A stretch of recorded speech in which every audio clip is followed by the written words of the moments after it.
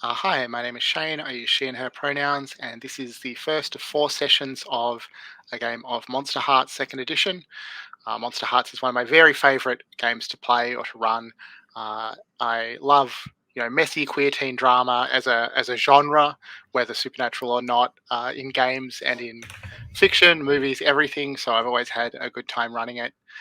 This is going to be a King in Yellow themed game. I also am a huge fan of the King in Yellow stories, and I think they make really great game material. Puckett of the Gauntlet has joked that I'm going to insert the King in Yellow into basically every possible RPG. I can neither confirm nor deny that, but I'm going to have a good go today and over the next few weeks. So I would love for you all to introduce yourselves. We'll just go around the order that I can see on my screen. So if you could tell us your name, what pronouns you use, anything that you want to tell us about yourself. I am pretty sure that you've all played Monster Hearts at least a little before, so I won't ask about that. But I would like to know how familiar you are with the King in Yellow. And I emphasize that not at all, never heard of it is a perfectly fine answer.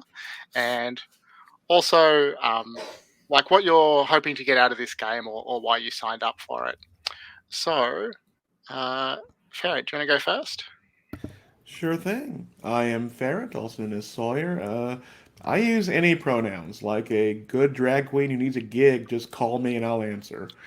And Monster Hearts wise, I am very familiar with it. I have written probably the most third party skins for the game, skin deep and reskins especially. But I really love it. I've discovered a lot of myself from it. But I know very little about the King in Yellow. Cool.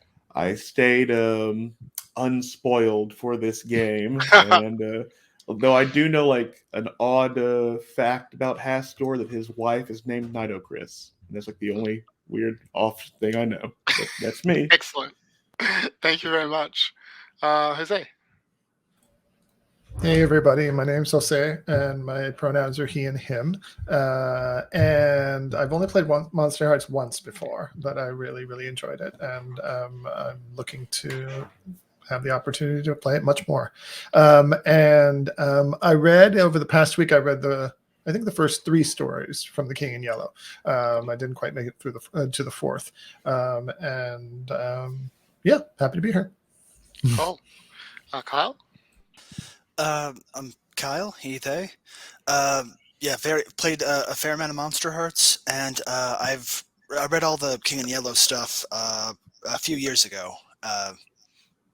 Let's see how much I remember. It's definitely not that this game is like a quiz on how much you know about the King in Yellow. I'm just like trying to gauge like how much I should provide context. Thank you, David. Hi, yeah, I'm David. Use he him pronouns. Yeah, I've played and run a fair bit of Monster Hearts over the years. I enjoy it a lot. It's one I do enjoy coming back to. It's been a little while as well since I've played any, so it's a nice nice to be back at it. Yeah, I likewise. I've read the at least some of the stories from the King in Yellow collection a few years ago now. So I'm vaguely familiar with it and some of the tropes. I did actually also have written a solo game. I wouldn't say based on the King in Yellow, with some inspiration from the King in Yellow as well. So yeah, it's some familiarity. Excellent. Thank you all. So I like to start a new game with a CATS procedure, so just going through the concept, aim, tone, and subject matter. So feel free to stop me if you have any questions or anything that you'd like to add. Concept-wise, obviously, Monster Hearts is a game about sort of emotionally volatile teenage monsters, and this game specifically is about those teenage monsters staging a production of The King in Yellow. And again, you don't need to be familiar with the King in Yellow to enjoy the game. My very brief summary would be that the stories by Robert Chambers are about a play called The King in Yellow. It is forbidden, it drives those who read it mad, and it also seems to summon a mysterious and powerful figure also called the King in Yellow, who lives in a strange and terrible city called Carcosa with his daughters and his court. The stories are very sort of mysterious and evocative. rather than providing a clear explanation of what's actually happening, which is one of the reasons I think they make really good game material. I guess I'll add here that I'll leave it in your hands, or to the dice, I guess, how much this game will actually be about the King in Yellow. I'm happy to lean in with a more sort of plot-heavy game that is about how the King manifests, or just let that be more of the sort of weird backdrop for your characters' dramas and things like that. I'm just going to see how that plays out. Aim-wise, your characters in the game don't have specific mechanical or fictional aims in the way characters in some games do, so it'll be very much up to you to decide what your characters want. In terms of practical aims for the session, today we'll go through this intro and safety tools. I think you've largely made characters, but we'll take some time for that, do some setting stuff, and certainly I expect that we'll be playing by the last hour. I like to take a break on the hour, which I think is pretty standard for Gauntlet games. Just a short break. Tone-wise, my feeling about Monsterhearts is that it is a pretty funny and fun game, but I think it is both funnier and more fun if you play it largely straight, rather than leaning into the wackiness and things like that. The King in Yellow stuff could get into some horror territory, but I think my aim would be for more of a weird or eerie tone, rather than horrific. Subject matter, Monsterhearts, as you all know, very much about unhealthy interpersonal relationships and high school power dynamics. It has horror elements that could include violence and gore and body horror, and it includes explicit sexual references. Those are probably the main things that I'd mention. We are going to use a set of safety tools, and I'd like to run through that now. If I could get you to jump to the Safety and Resources tab on the Character Keeper. So what you'll see on that tab is that we have a set of lines, veils, and ask first topics and a romance matrix. The way this works, lines are topics that just won't come up in the game that we're not going to mention. We're going to exclude them altogether. Veils are topics that might be mentioned or might come up, but we're not going to focus on them. We're not going to discuss them in detail. We will just pass over quickly or fade to black or whatever seems appropriate, something like that.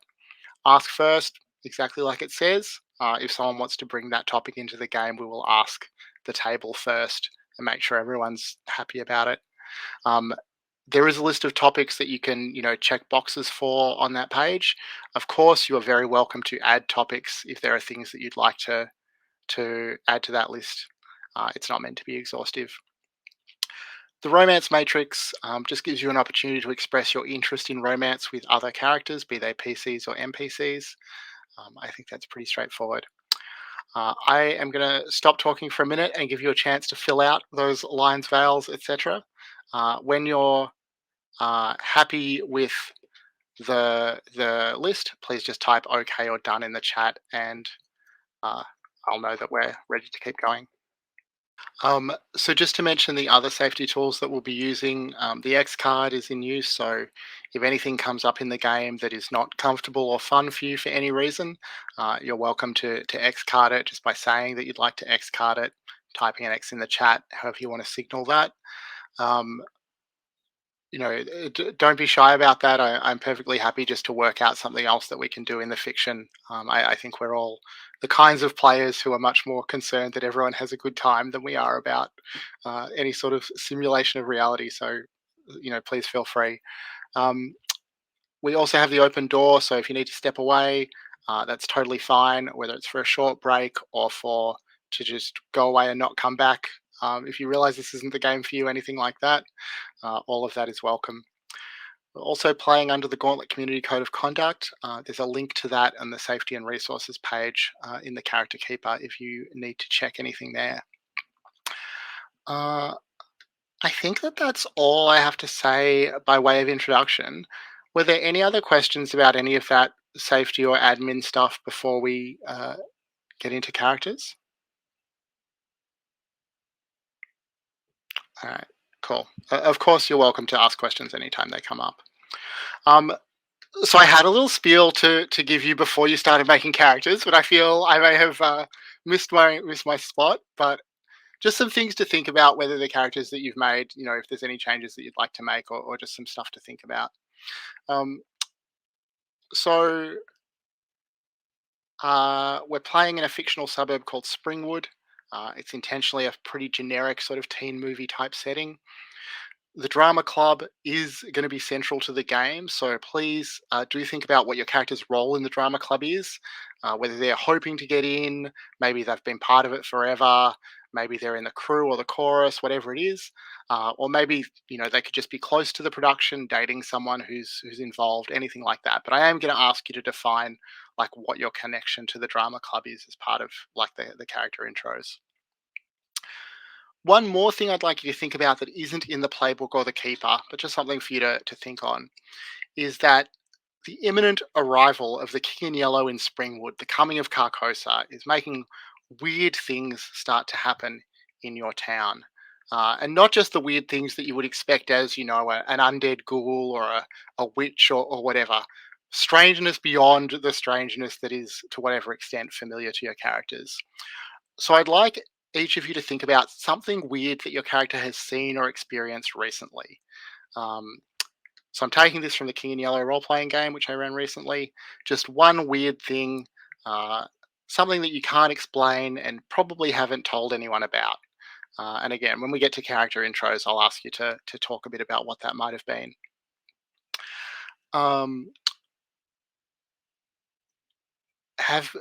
Do I need to like pause to let people make characters, or are all the characters actually ready to go?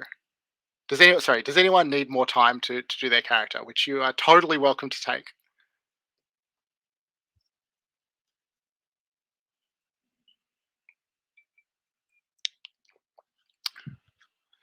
Well, all right. I guess we'll go straight into character intros. What efficiency! So we'll just go left to right across the keeper. I think for this. So let's see. Ferret, do you want to tell us about Jillian? Sure thing. Sorry for being stopped up. They cut grass today.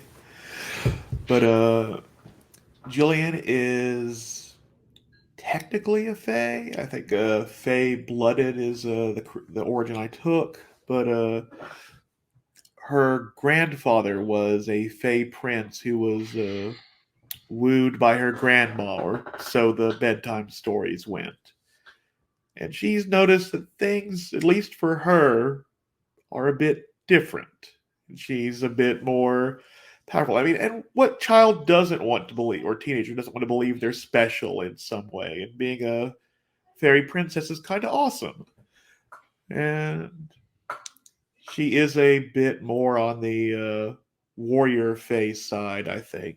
But her tie to the theater club is that I believe she's like one of those besties that a lot of queer kids have. Just that they would consider her an ally if she probably wasn't. Well, if she wasn't queer herself, but she's the one who bullies the bullies, stands up for the drama kids, and makes sure no one picks on them while getting to probably do some backstage work so she doesn't feel useless. Like, she's not just hanging around the theater watching them perform and do stuff. But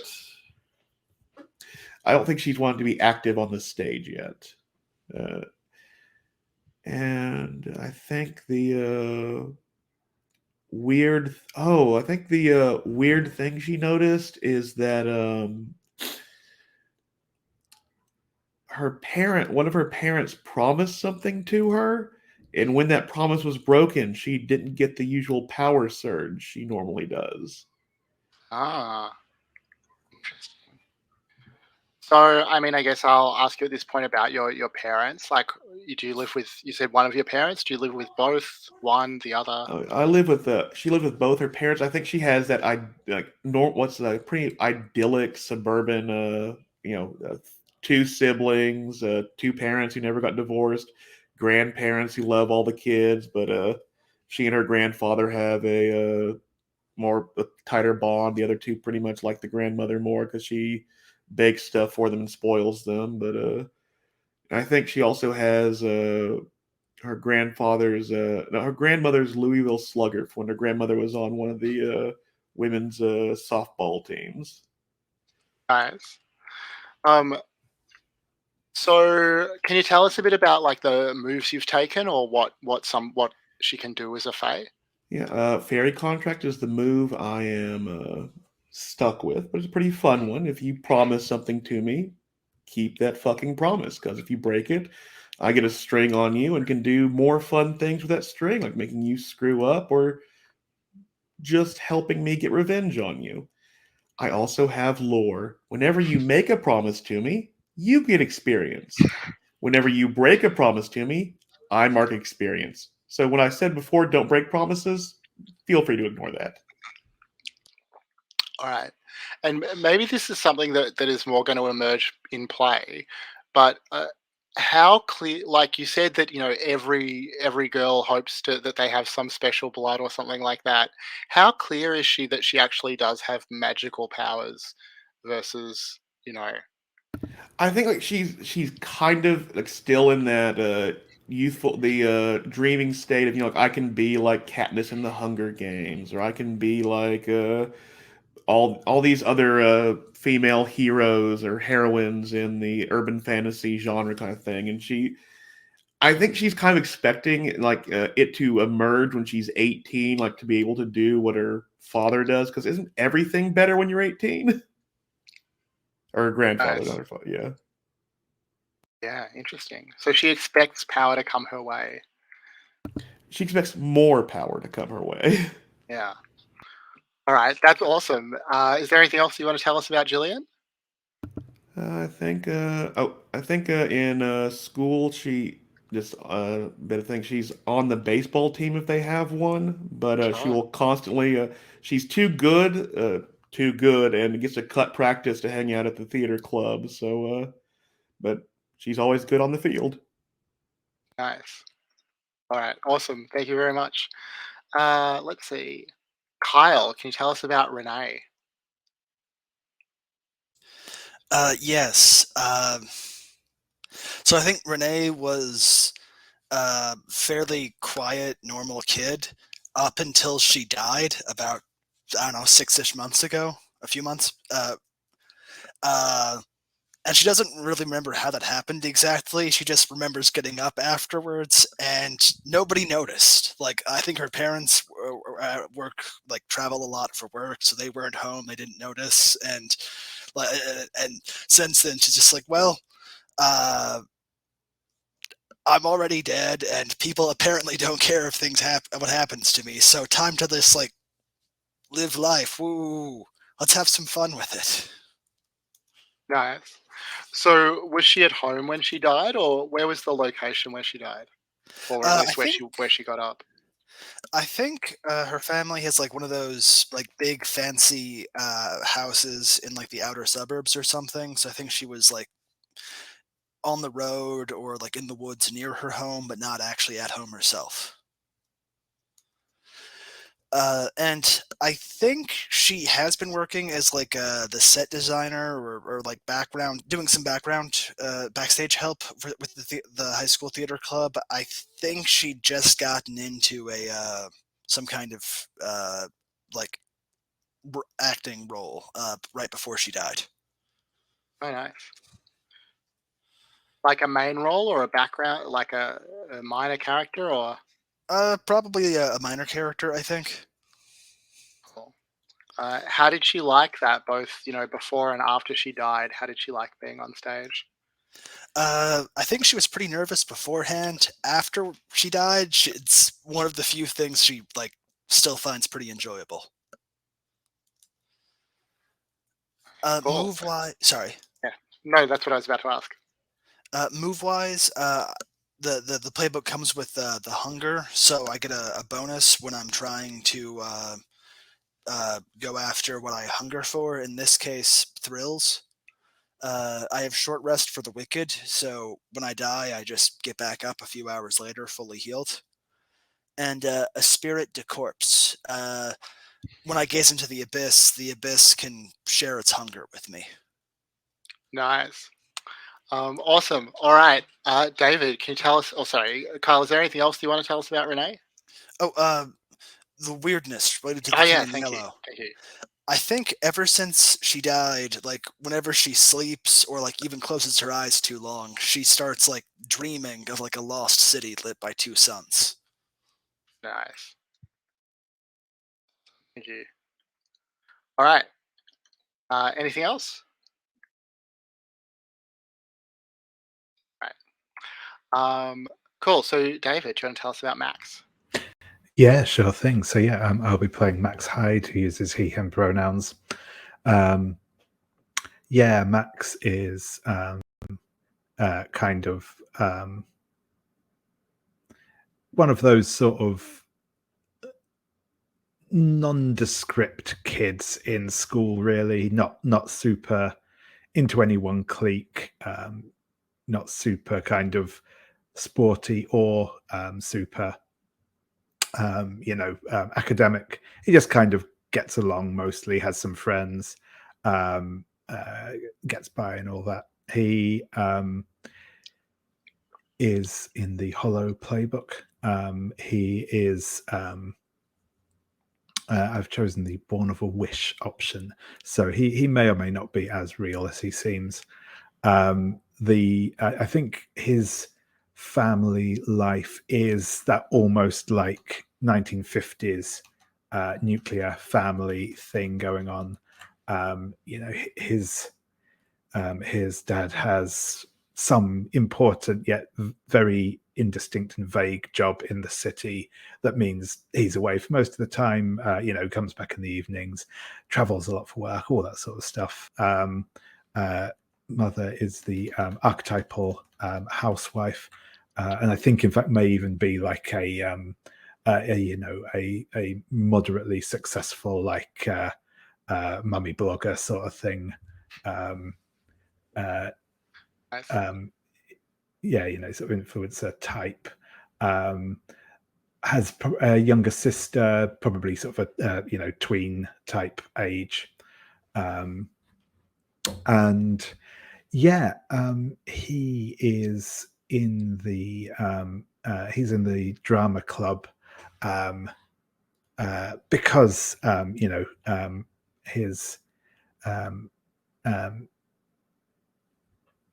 his mother thinks that it will be good for him, and she's sure that he'll has what it takes to be the star of the show. Nice. Does that mean he's new to the drama club, or has he been around for a while? I think he's new or relatively new to the drama club. I think he may even be relatively new to the area. I think he's maybe only moved in sort of in the last little while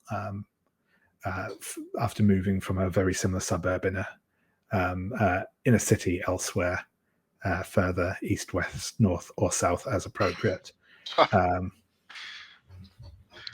All right. And sorry, were you going to say something? So moves wise, I have taken Better Than Nothing, which is when you gain a condition, mark experience. And I also have a blank canvas, which is if I take an action that embodies one of my conditions, I get to remove it and add one to my next roll, as it influences who I am. So yes, lots of conditions are good for me. Great. And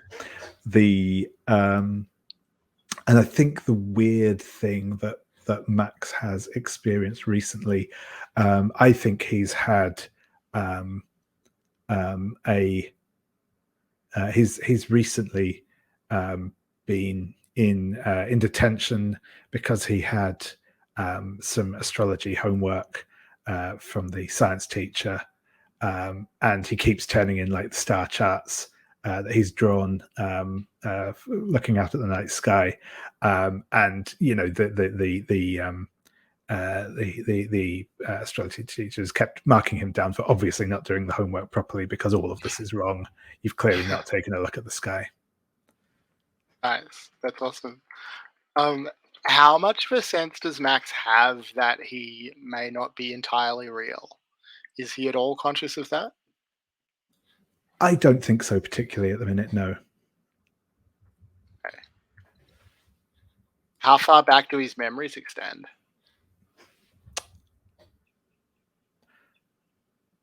I think he definitely remembers having a childhood and growing up and all that. I don't think it's like a full on like amnesia type thing. I think he has lots of those.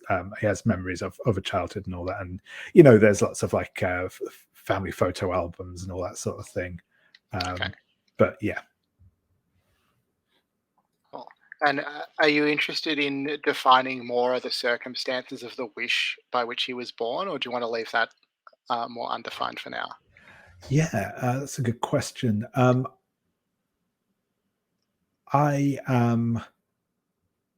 think if it comes up, that could be interesting, but it's not like the focus of what I was looking to do with the character. If that makes sense, yeah. All right. I think that's everything that I wanted to ask. Is there anything else you want to tell us about Max? No, I think that's everything. Right. Cool. Awesome. Thank you. And Jose, do you want to introduce Javier? Sure. My character is on the Witch Playbook. His name's Javier Navarro.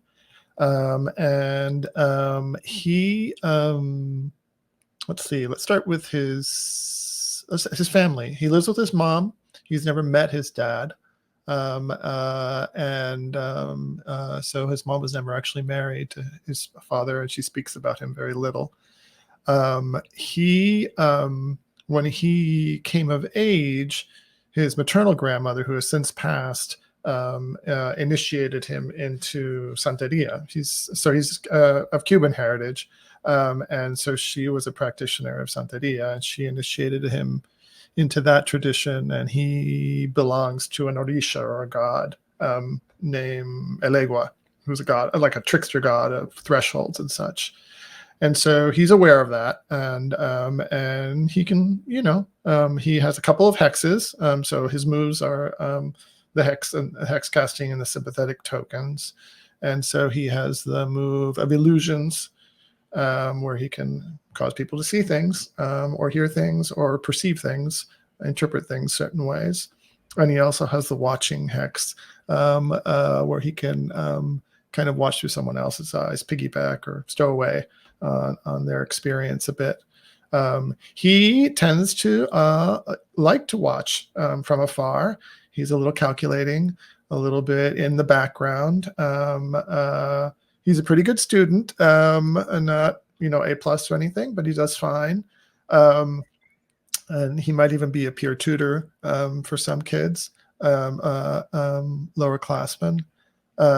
He works in his uncle's pawn shop.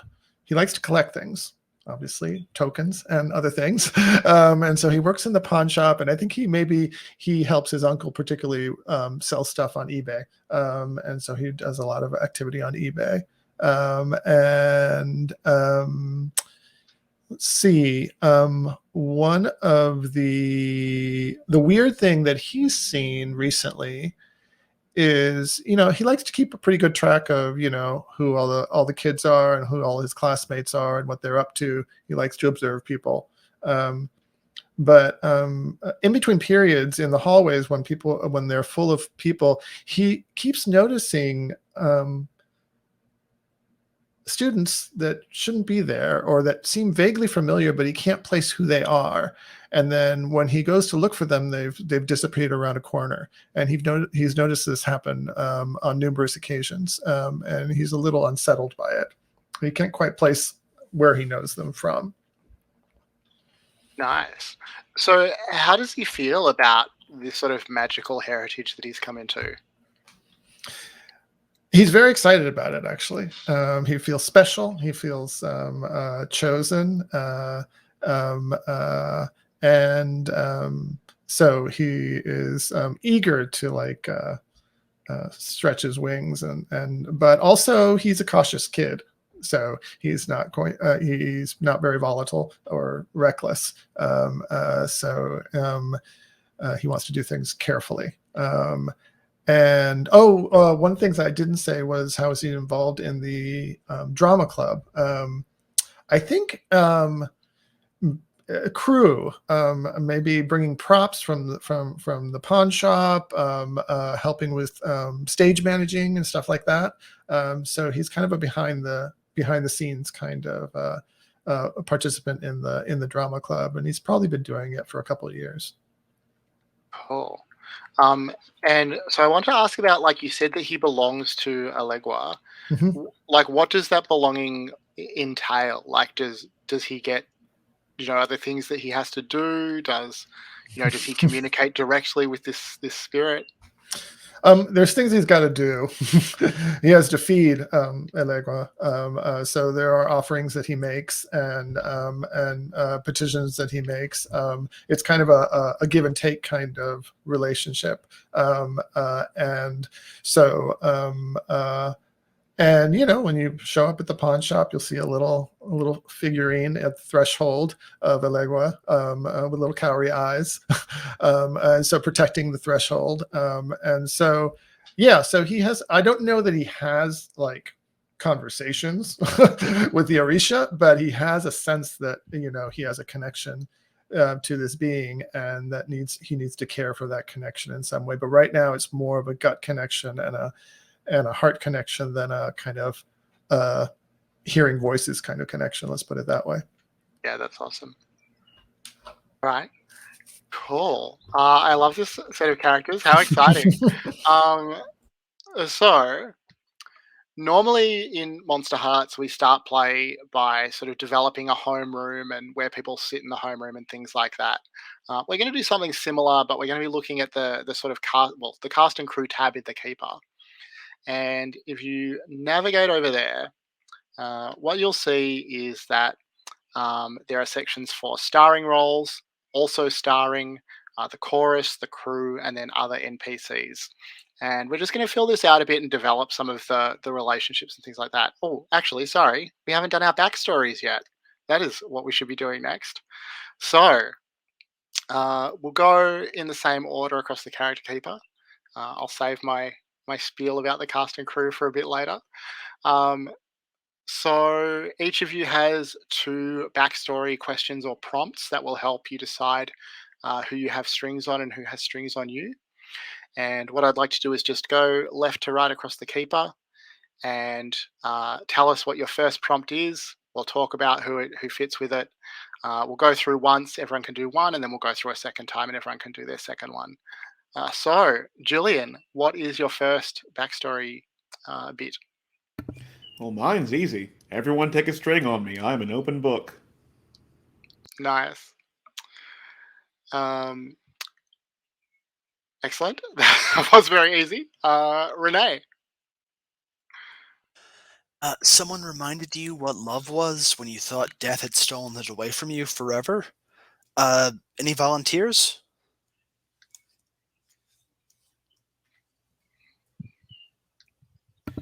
I'm fine volunteering for that. All right. You get a string on me. Okay. Well, can you tell us a bit about that? Like, what was it that happened? Are you a couple? Were you a couple? Is it just a crush? Like, what's actually happening there? Yeah. Renee, do you want to take this more? Do you want to have input from me? I guess I'll take a shot at it. Jillian, you said she does backstage stuff for the theater group, right? Yeah, mostly. I think maybe we were just like working on some of that stuff together, and like Renee developed a little bit of a crush or something. I don't think it's full on a relationship level yet, if that works.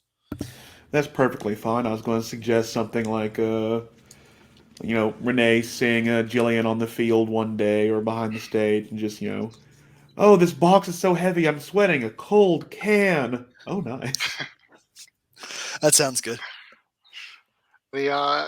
So Julian made a successful roll to turn someone on. It sounds like is Julian aware that Renee is interested? I think Jillian's noticed there's been a lot of changes in Renee, so she has her suspicions, but she hasn't pinned it down yet. Cool, that's awesome. Thank you. All right.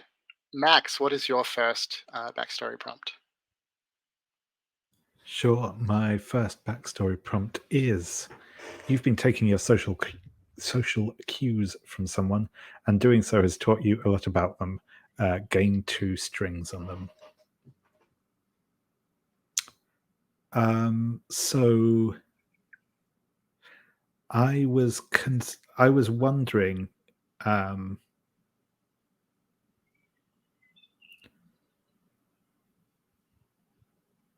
I've been wondering here.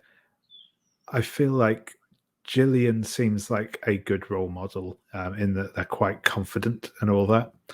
But I'm also wondering maybe in aid of moving of sort of spreading the strings around. That's the word I was looking for. Maybe Renee could work as well, but I don't know if either of you have any thoughts on that. I don't think Renee is a great role model, but you're welcome to use her as one. I'm fine being a role model. I mean, I'm more than special. It's perfect. Excellent. Yeah. That's what I was thinking. I thought that Gillian seemed the obvious choice for that one. So yeah, that's cool. Nice. All right. And Javier. Okay. Let's see. So my first one is you start the game with 2 sympathetic tokens.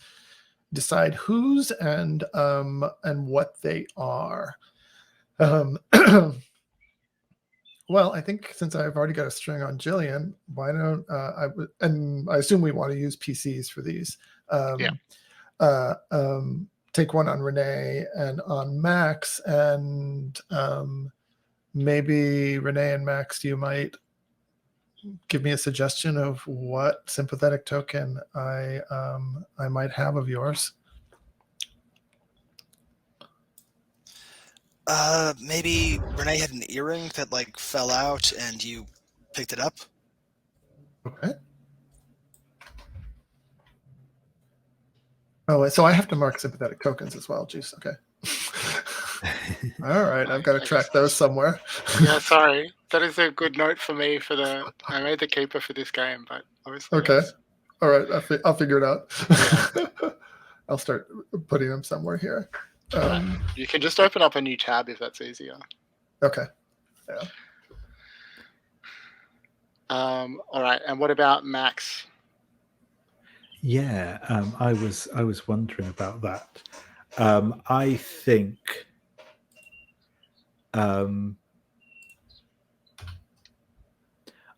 maybe I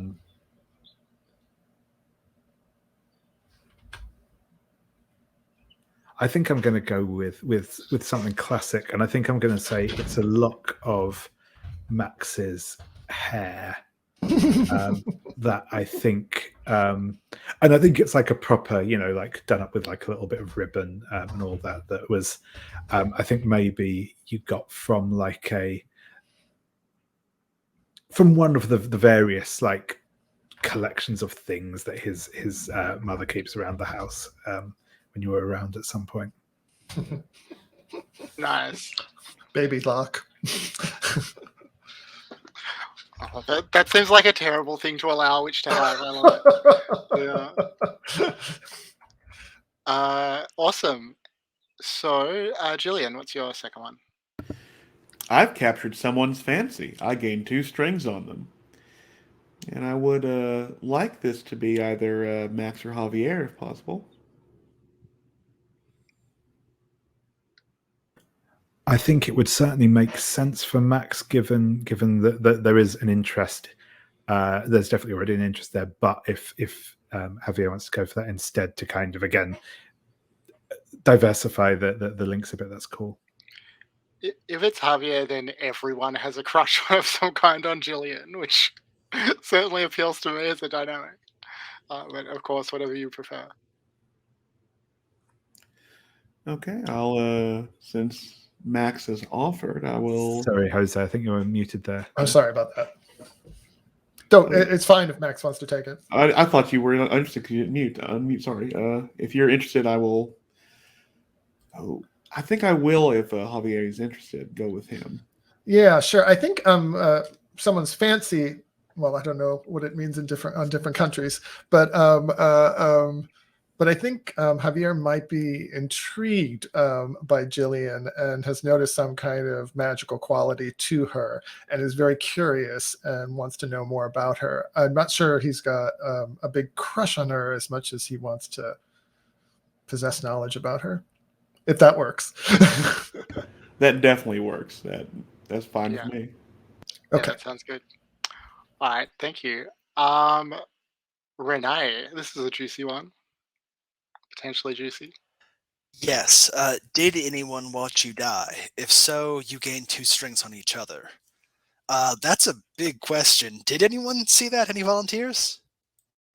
Well, I think the other question is, have you died again since you came back? Since you have short rest for the wicked? Oh, yeah, actually, probably. I mean, I can see her being like really reckless or something while going around like messing with stage lights on the catwalks or something, and just like taking a bad fall and then just popping right back up. What broken neck? Your neck is broken.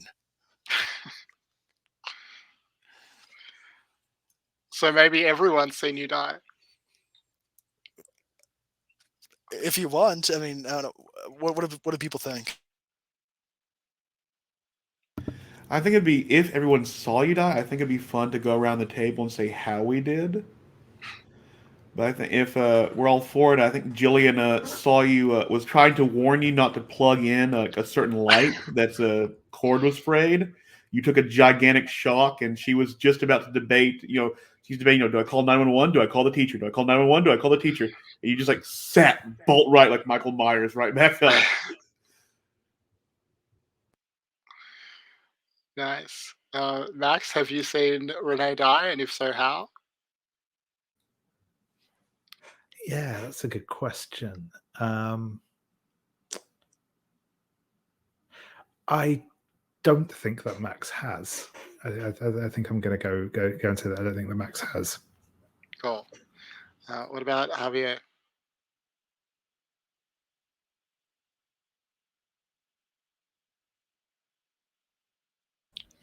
I'm on the fence here. I can see her falling from some of the rigging and breaking her neck, as you said, and rushing over to see her kind of click back into place. How long does it take, Renee?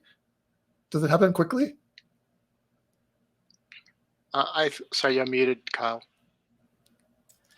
The move says it can take a few hours, but I mean, I guess it's backstory. Maybe it went fast one time. Yeah, I like seeing the fall, but and seeing the neck snap back into place. I like that, if that's okay. Yeah. Nice. All right, thank you. All right, Max, what's your next one? Yeah, so my next one is someone's seen through your invented past and realized it's all lies. They gain 2 strings on you. I feel like Javier feels like the obvious choice here, but if someone else is also interested in that, that's cool. I'm happy to take it if no one else wants it, because it does make sense that Javier would be paying attention to things like that.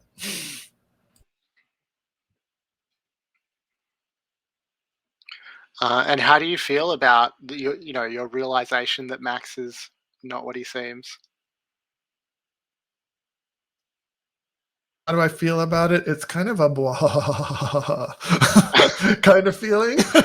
All right. I knew there was something interesting about that kid. Nice. All right, so you take 2 strings on Max. And yeah, I guess like how specifically did you come to that realization? Like, if you don't, we can leave that undefined if you're not sure. But was there a moment? Was there something that you saw, or something Max did? That might be a question for Max as well. Or is it just, a growing realization?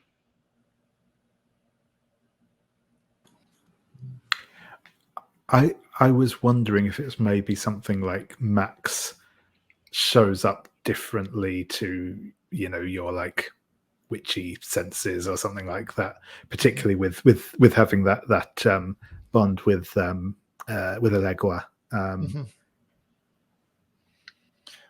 Yeah, there's something that feels like in between the worlds about Max, and I also, for some reason, I'm seeing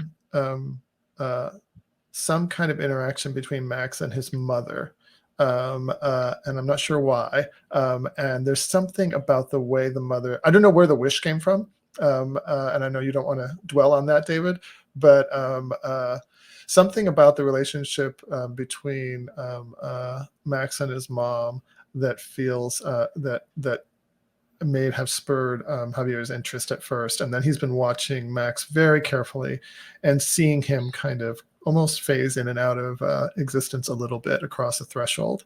That's what I got. That sounds cool to me. Yeah, that sounds cool. All right. And what's your last one, Javier? Windows, so many clickings. Okay. One of the others caught you rummaging through their friend's stuff and hasn't said anything. They get a string on you. Who doesn't have a string on me?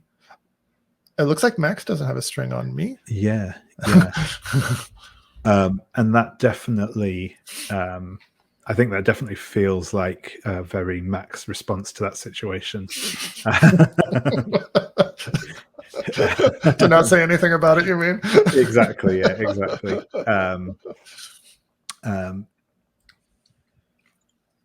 Yeah, I think it's that kind of thing where maybe you kind of just gave a very like offhand explanation for what you were doing, and just Max kind of accepted it without question, sort of thing. Was it like, maybe we'll figure out who the friend was when we do the cast and crew, but was it one of the other PCs or was it someone else? I'm thinking maybe an NPC, but yeah. Cool. All right. Well, that is all of our backstories done. Thank you very much. We're pretty close to the top of the hour, so I think it makes sense to take a break here, and we'll come back and fill out the cast a little more. I'm going to take 10 minutes, so we'll be back about 3 minutes past the hour. If that's good for everyone. All right. Is everyone ready to keep going? Cool. So we are going to go to the cast and crew tab. So what I'm thinking here is that I'm going to ask you some questions to populate this. You'll see that it's divided into sections for starring, also starring, crew, chorus, and other NPCs. I guess my idea for this is that, to an extent, that's like about the literal positions that people have held in plays that the group puts on or in the drama club, but it's also very much about a social hierarchy. So someone who's listed as starring might be a popular person who has never actually been in a play, and if there's someone who often takes a lead role but nobody likes, they might be dismissed as chorus. I would like to emphasize here that I know nothing about actual drama production, so if I have the way this hierarchy should work wrong, or I'm disrespecting, roles that people hold, I can only apologize. So, yeah, and the other thing I wanted to mention, you'll see that for each of the little sort of boxes in that grid, there's space to put a role down. That can be whatever. As we go on with the game, probably more of those will be filled with cast, parts of the cast of the King in Yellow. But for now, you can just leave that blank, or you might put something that indicates a notable part they've played in the past, or how they see themselves, or anything like that. So, I think I might start with Max because we were just talking about a friend that you had, and so I'd like to get Max and your friend into this somewhere. Um, David, do you want to start by just placing Max? Where do you see him in all this? Yeah, I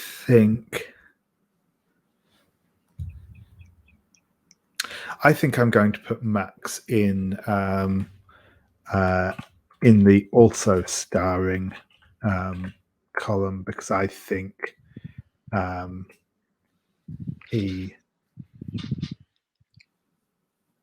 don't think he's in one of the lead roles, but I think he's perhaps in a surprisingly prominent role for the for just having joined. Okay, cool. And do you want to place the friend whose stuff Javier was going through? Give them a name and pop them somewhere. Yeah, I think he's actually one of the cast members who is in one of the lead roles in the play. I think his name is.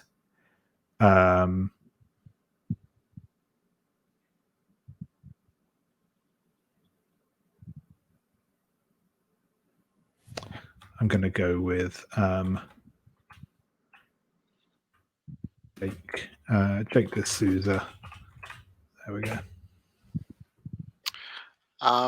Tell us a little bit about your friendship with Jake. How do you know each other, or how long have you been friends? What's the vibe? Yeah, I think that Jake is. I think he's perhaps like a stalwart of the drama club, and I think we've maybe kind of got on well enough before, but joining the drama club has kind of that's kind of strengthened our friendship. I think he's been happy to kind of give Max tips and the like, and is just like happy to have like another friend who is into into the theatre, as it were. Nice. And Javier, what were you looking for in Jake's stuff? I think I was looking for anything that I could get in terms of a sympathetic token on him. A token.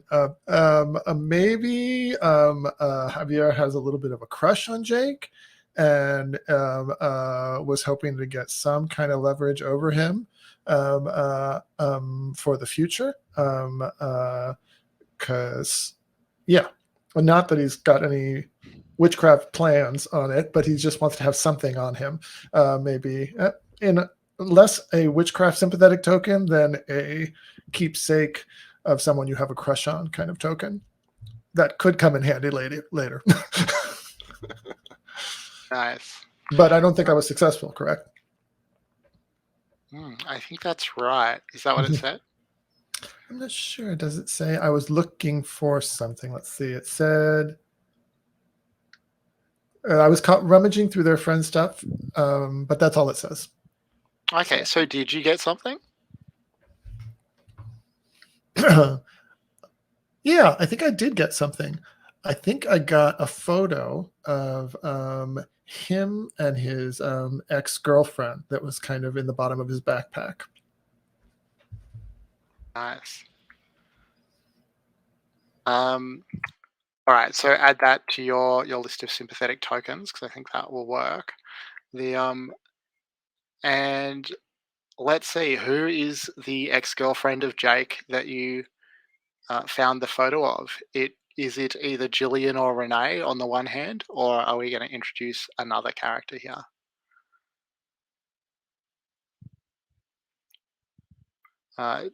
Gillian or Renee, do either of you feel like you used to date the lead actor?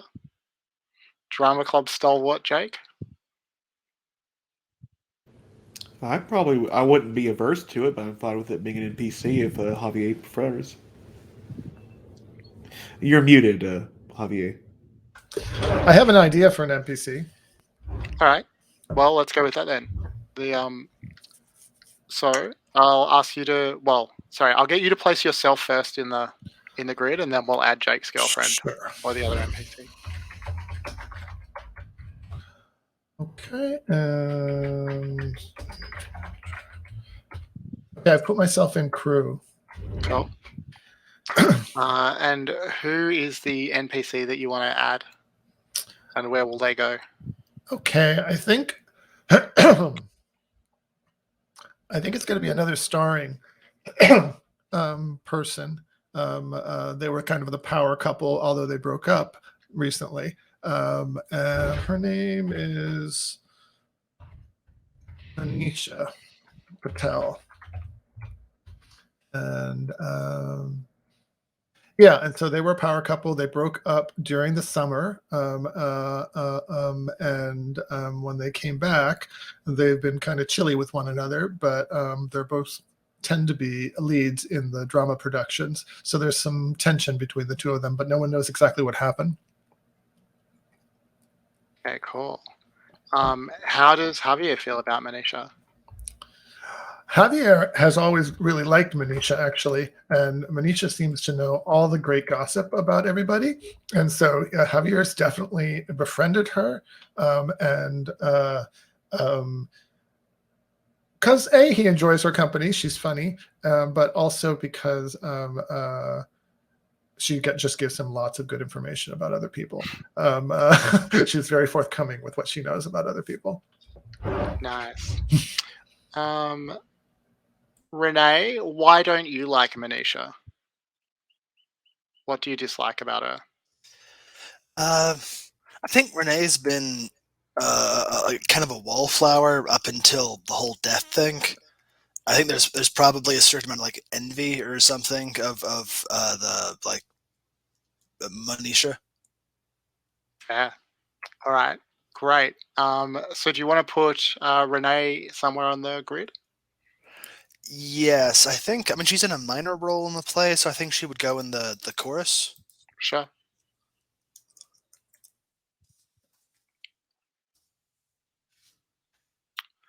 All right.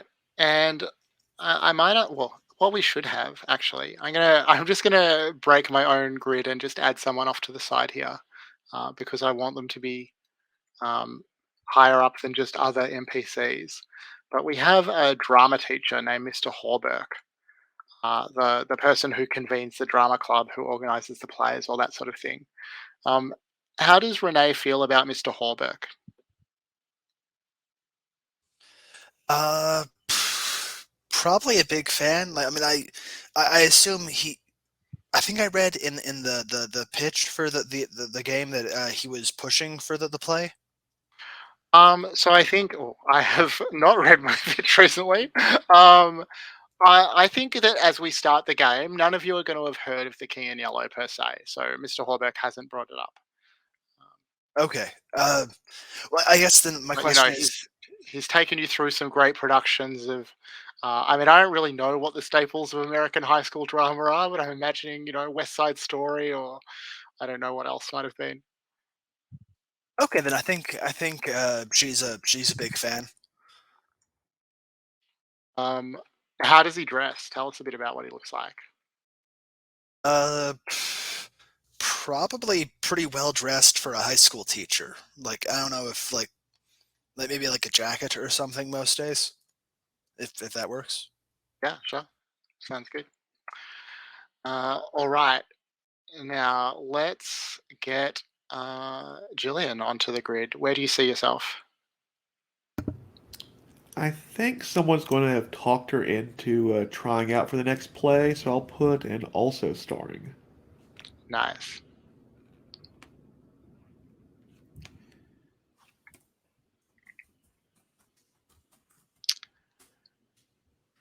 And I will also ask you, There are a couple of new students at the school who've arrived just very recently. Their names are Camilla and Casilda. Nobody so far has really been able to learn too much about them. Some people think they are devastatingly attractive and glamorous. Other people can't stand them. They're definitely sort of polarizing figures. Um, can I get you to put either Camilla or Casilda somewhere in the grid? Okay. Now, how would you spell the second name? I'll just type both the names in the chat.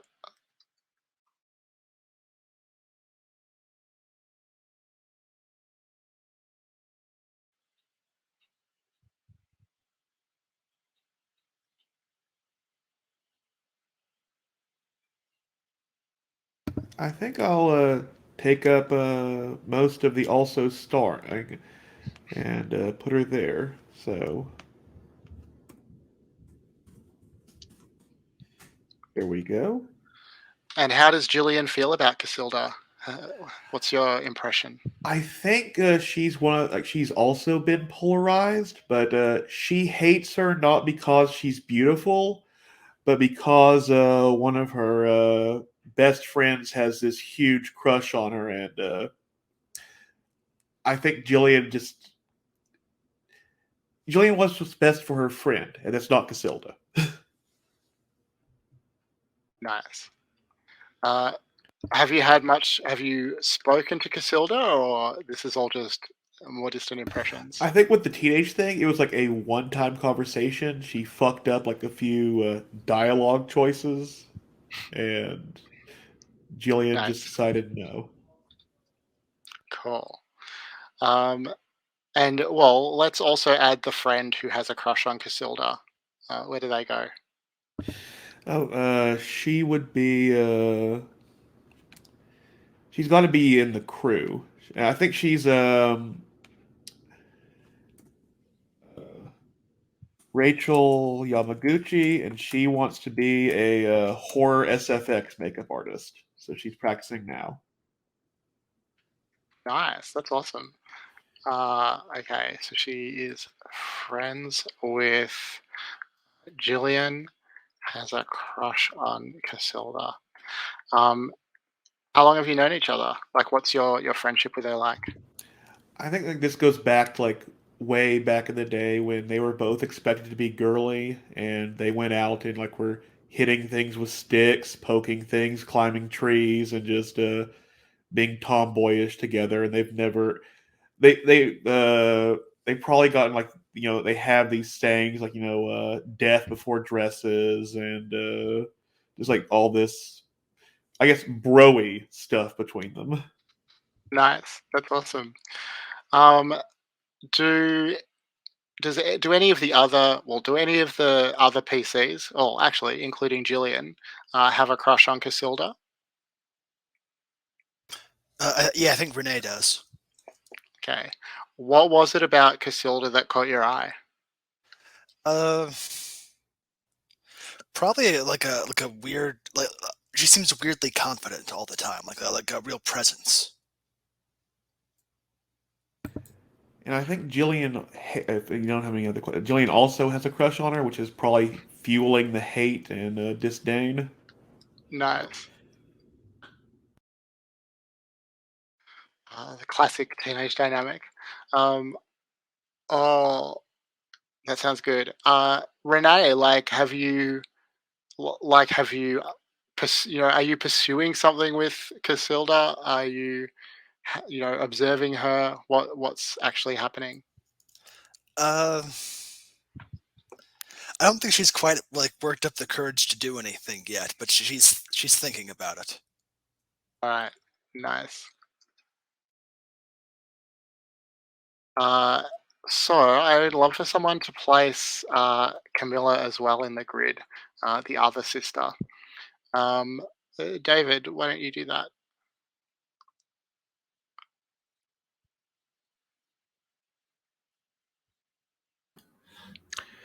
Yeah, I feel like I want to make her either chorus or starring, but I'm not quite sure which way to go yet. Is it helpful if we ask some questions to sort of flesh her out a bit, and that might help you with placing her? Yeah, sure. All right. Well, I guess first of all, like, what have you noticed about her that distinguishes her from her sister? Like, what's the difference that you've noted between the two?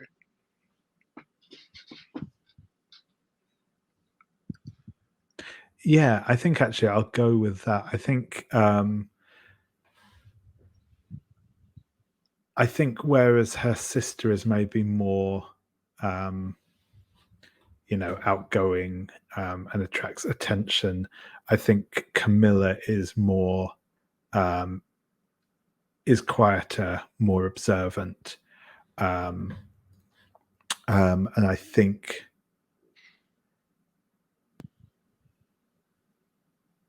I think maybe has, um, just that bit of a hard edge to her as well. Nice. And yeah, I'm going to put her in the chorus. All right, cool. And what does Max think of her? What are his impressions? I think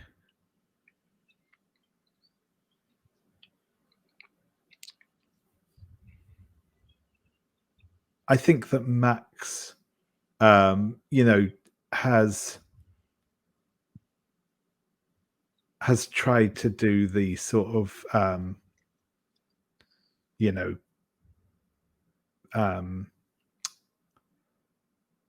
drawing her in a bit, doing the whole like, oh yeah, I'm new at the school as well, but I think she's kind of, rebuffed him a bit, and yeah, I think that's kind of left him a bit crestfallen. Fair enough. Nice. And while I'm asking you questions, how does Max feel about Mr. Hawberk, the drama teacher? I think, um, that he is keen to make a good impression on him.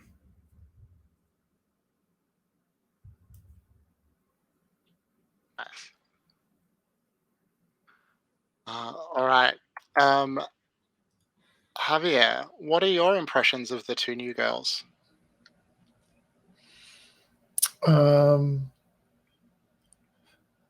Before I say that, can I just say, like, there's so much information that's coming out right now during this process, and I'm having trouble tracking it all and taking my notes. Sure. And I don't know if there's a way that we could take notes on the sheet that would help do that. So, because I think I'm going to forget everything that's been said. Yeah, that's fair. So there is a little notes field under each of the character boxes that should expand if you type information into it. Okay. I'm keeping my notes, which are pretty disorganized and probably not useful. But if nobody else does it, I'll make sure that between sessions I add some notes in there. But you're very welcome to add that information to the page as we go. Okay, thanks. All right, Casilda and Camilla. Where did Camilla end up being? Oh, she's in the chorus. Oh, she's in the chorus. Okay, got it. Okay.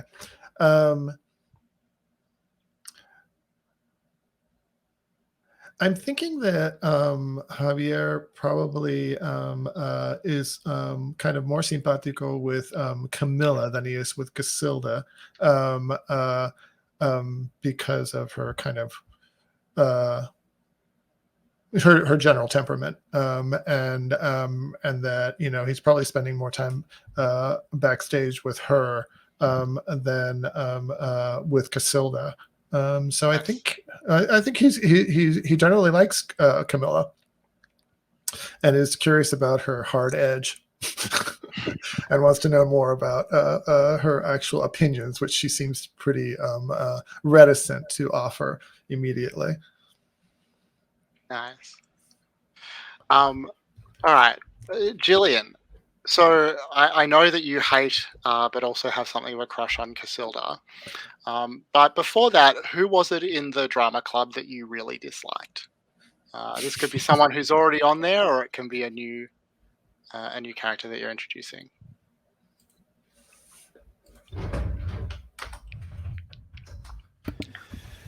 Huh.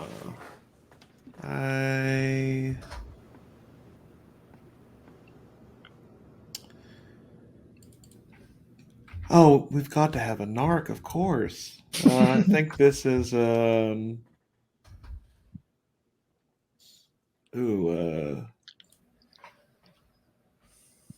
Carlos Lopez. I'll add him in. I know we have a lot of C names now. I think he's in I'll do the first other NPCs. And I believe like in the he's like a scenery painter. He very artistic, that kind of stuff. But unlike those free spirited artistic types that empathize with others, he's very strict, and he holds himself to the same like conditions he holds others to, but like no one else meets those requirements. And I think he told on Jillian when she was smoking with some friends in the like costume room. Nice. As my friend would say, he's a good Catholic boy. Nice. All right. Is there anyone in the drama club? Well, this actually is Jillian dating anyone at the moment? I know that she has an interest in some folks. Ooh, no, I don't. I think she's keeping her options open. All right. Is that like traditionally how she likes to play it, or does that suggest that she might have had a recent breakup or something like that? I think she does date, but she's never had like a full on she's never called anyone a boyfriend or a girlfriend that, like in that regard. You can be my friend who's a boy, or we can be girlfriends, but we're not girlfriends. But I'll go on a date with you, sure. We'll make out. We'll do stuff, but boundaries. Yeah, fair enough. So I think I'm going to ask the same question to Renee. Are you? Well, I think I'm going to just go around and ask you all this actually. But Renee, are you dating anyone at the moment? I don't think so. I think she's probably had a few flings post-death, but no real relationships. Anyone in the drama club that you've had a post-death fling with? How about Rachel? Nice. And how has it ended? Is there tension between you? Is it amicable? She probably got sick of me being weird and morbid or something. And like, are you okay with her having moved on or rejected you, or how do you feel about it? Oh yeah, I'm fine with it. I'm like, it was just a fling from my perspective, because like, oh, I'm dead, you're pretty, let's kiss faces. All right, cool. What about Max? Is Max seeing anyone? No, he isn't at the moment. Has he dated before? Sort of, in that very like it's sort of like the relationship has kind of started, carried on for a little bit, and then kind of fizzled out again without any real words to that effect, as it were. Sure. All right, cool. And what about Javier? Are you seeing anyone? I don't think Javier's seeing anybody officially right now, but I think he has in the past seduced the good Catholic boy, the Carlos, and had some, fun with him in the backstage at times. But I'm not sure if that's still active or not. Maybe on and off. Okay. And like, do other people know about that? Is it a big secret? It's a secret. It's a secret. Okay. Yeah. Outside of hooking up, what's your relationship with him like? You know, are you friendly? Does he avoid you? Like, I think I have kind of a mischievous relationship with him, so I'm teasing him at times, and he's terrified that people will find out that that we had hooked up on and off because he's a good Catholic boy, and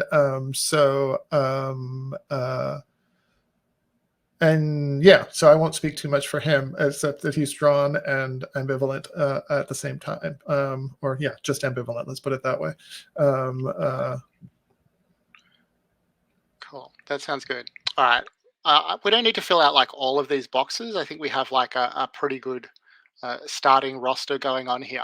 But I would like to fill out at least one, maybe two more people in the starring row to see who our real like high status, popular, glamorous members of the drama club are. Does anyone have an idea for another NPC who might have a starring role? Maybe we could have like a really popular jock who has just decided to try his hand at drama and can't act his way out of a box, but he gets the starring roles anyways because he's so popular and everyone wants to come see him. That's awesome. So what's this jock's name? Let's call him. Let's see. That would be under starring. We can call him Mark.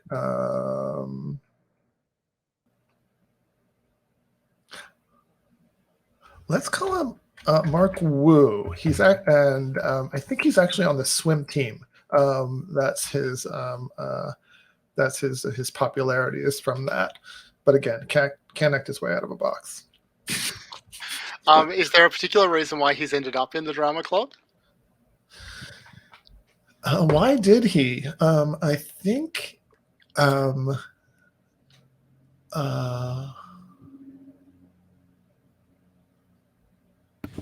If I may. Yes, please. I think he wants to be a star, and all stars have to start somewhere. And like like he wants to be a movie star. Yeah, this is like the first step on becoming a big movie star. Like he read like Nick Offerman's book. It's like, oh, I'm gonna do this just like that guy on Parks and Rec. Amazing. Yeah, he loves adulation. Definitely, he loves adulation. Okay, so we know that he can't act at all. I would like to say if any of you, like maybe does one of you see like a spark of something in him, like a talent that could emerge?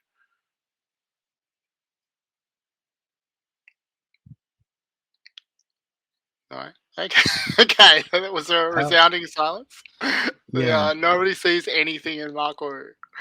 I think maybe it's less that I see like a spark of brilliance there or something, but I think that I think that Max does kind of look up to Mark, and I actually wonder if I think that maybe Max is also on the swim team. Obviously, not as proficient as our resident star, but it seems like the kind of sporting activity that he'd go for. Cool. Yeah, that sounds good. So we know that the school has a swim team and a baseball team as well as a drama club. It's quite nice. All right. Can we add one more person to fill out the row of stars? Does anyone have an idea for one more popular, glamorous star performer?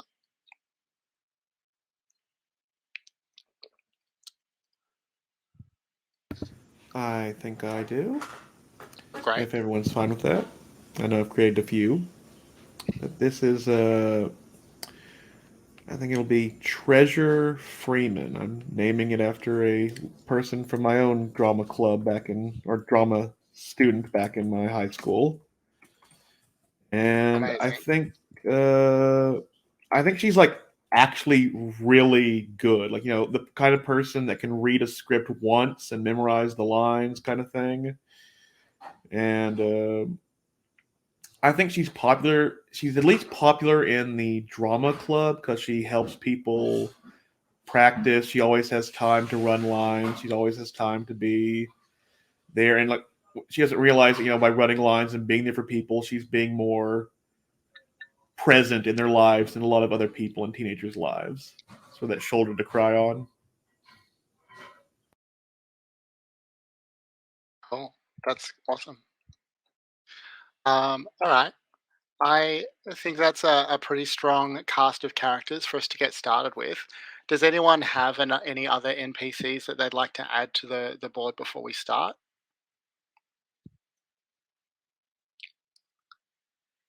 Cool.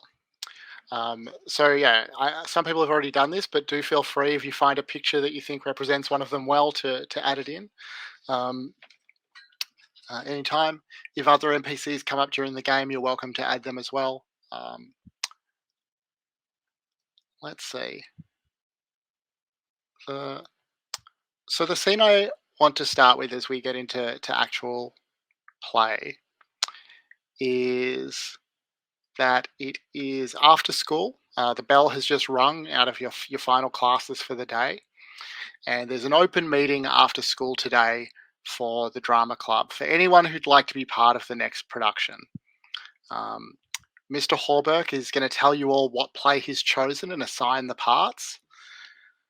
It's going to happen in the school hall, which is both a basketball court, but also has a stage at one end. They sometimes put out rows of folding seats for various productions and assemblies and things like that. The Which of you arrives first at the hall for this meeting?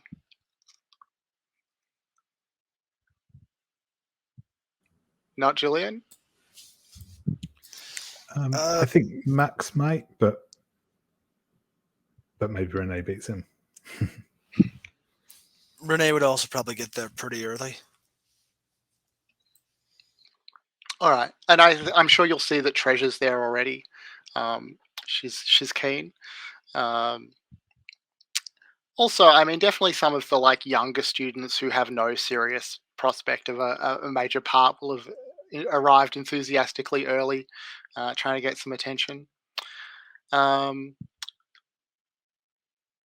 Max, you come in a little bit after Renee, maybe. I can't quite remember what we established about Max and Renee's relationship, if anything. Are you guys friends? I don't think we have much of a relationship. I mean, at least we haven't defined one yet. Yeah. Well, do you want to do that now? Like, are you guys friends? What do you think? We both have strings on Jillian, so we've probably at least run into each other near her. Yeah, I mean, you're definitely going to know all the other characters. Like, it's not that big a school. The class isn't so big that you wouldn't recognize people. But you certainly can be distant acquaintances. You can be rivals or enemies. Friends, whatever sort of relationship you think you might have. Max, you've heard a rumor that Mr. Hawberk isn't here today. So you might be a little unsure as to whether this meeting is really going to go ahead, although the signs are still up for it and things like that. Renee is probably the person in the room who you know the best, even if that may not be all that well. Yeah, I'm going to wander in, and I mean, I'll probably kind of wander over to sort of where where Renee and Treasure are both sitting, and just say, "Hey, how's it going? I don't suppose you know. Did you hear if this is going ahead today or not?" Why wouldn't it? Oh, I'd heard that Mr. Hawberk wasn't around, but maybe I was mistaken. I'm staying late for this. All right, wake me up when he gets here. And just sort of like immediately ignores you and just sort of like sits back, tries the best to sleep sitting up. So Treasure kind of rolls her eyes towards Renee, but to you, Max. Javier, you probably arrive about now, I think. You see some people that you know. Sure.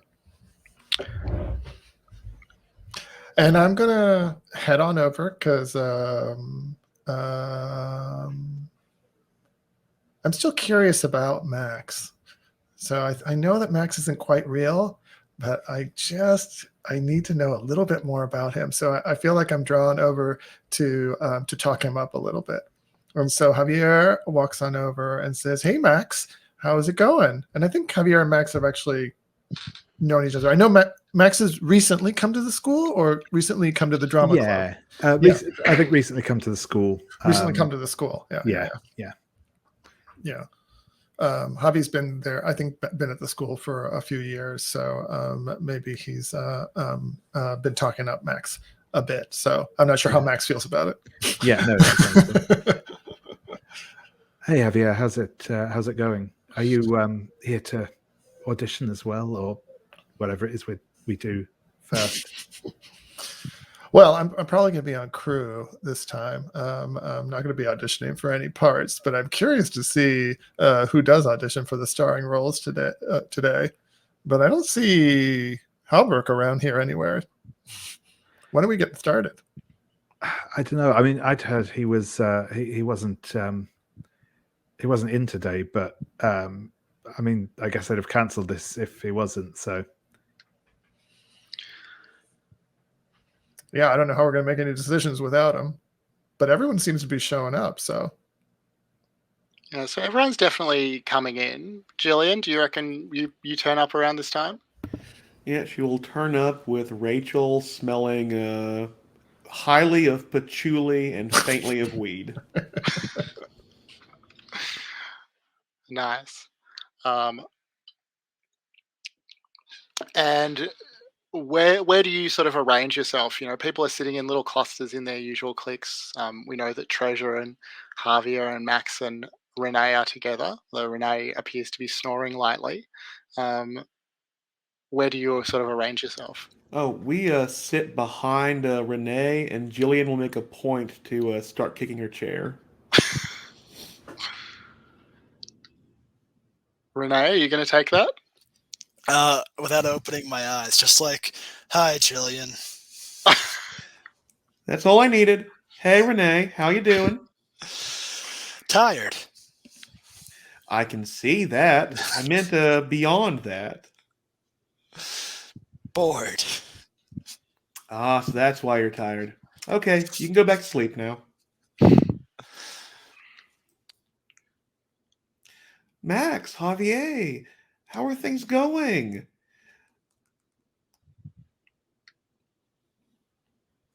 pretty good, but not as good as things are going for you, Jillian. You smell you smell rich today. I smell like I've been to the Lilith Fair, but you wear it well. Flattery will get you everywhere. What kind of role are you looking for?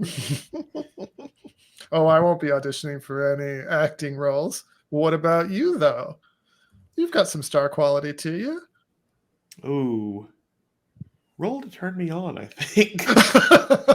Yeah, I was going to ask. All right, here we go. So we're rolling with hot? I guess so. The first roll of the day. Wow. Does anyone need a link for the dice roller? All right. Yeah, I'm almost there. All right, here we go. Let's see what happens with this. Oh, that's not good. Oh. That is a 4. All right. So It's a good first roll. there is a kind of, as you like try to put the moves on Jillian, there is a burst of feedback that echoes through the hall speakers, and all of you realize that there is a microphone that has been set up on stage that you hadn't noticed before. There's a small and somewhat odd-looking man standing behind it, and calling you to attention. He is, as I say, very small, very short. He's wearing a somewhat old-fashioned suit. He has quite noticeable scratches on his face. Not really clear what they might be from. He says, "Thank you all for coming. I am sorry to say that Mr. Hawberk will not be able to join us today, or indeed for the rest of the year. I ask that you all respect his privacy at this difficult time. My name is Mr. Wild. I will be your new drama teacher. I will be the new convener of the drama club. I am very excited to share with you all the play that we will be performing this year." It's probably some, muttering amongst the crowd as people sort of, take in that Mr. Hawberk's not around anymore. He's an old fixture at the school, and it sounds like he's quite popular. Um, our play is something quite special. I think you will find it quite unlike the work you have performed in the past. I will hand out copies now, and you notice that actually people are passing it around already. These kind of like bundles of bound notes, not printed books in the usual way that you would receive your scripts. I do not want any of you to read the play immediately. You will find my style, my approach to the theatre quite different than Mr. Hawberk's. It is not yet time for you to read these words. I want you to wait until you are sure in the most artistic depths of your soul that this is the moment for you to read this incomparable work. And you notice that a tear is sort of working its way down his cheek, just a single lonely teardrop as he describes the play. You will surely know, you will have no doubt when that moment has come. Will we also know our part then? When the moment comes, you surely will. What's your name? I'm Jillian. Excellent. As we will not all be reading the play together, our rehearsals, at least at first, starting tomorrow, will be largely improvisational in nature. This will be a wonderful opportunity for us all to get to know each other, uh, and for me to see who might uh, best fit as the stars of this production. Uh, I understand that some of you in the past have taken more prominent roles in the plays of Mr. Hawberk, some of you more minor parts, some of you perhaps believe that you are not suited to an onstage role. But I believe that this play will be a transformative moment for all of us, and that the stations that you have taken in the past may now fall away. And I will, of course, in particular, be looking for my star. I suppose you could say my king. I believe is present in this hall right now. Are there any other questions that I may answer? There is a moment of silence and then some more muttering and murmuring across the hall. Uh, Javier, how do you take this? So Javi at first thinks this guy's really weird, but once he starts speaking, Javi's kind of compelled. When he cries, he thinks it's a little bit maudlin, but when he starts saying that things are going to get shaken up, Javi is intrigued. He's like, "Oh, well, this is going to be interesting. If the usual folks don't get their roles, there's going to be a delightful amount of chaos going on."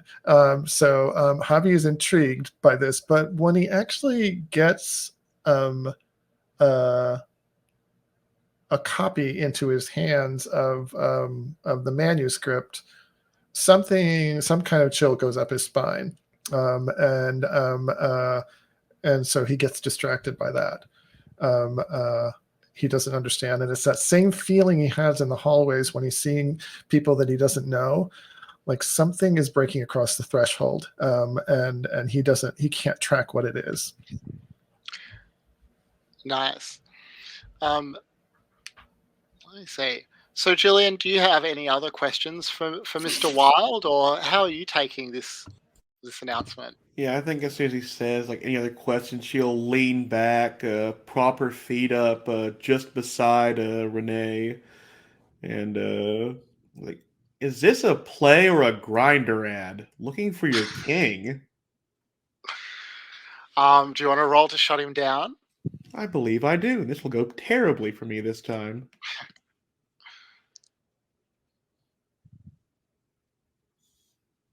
Oh, yes, it did. That's the lowest I could Oh get. my god!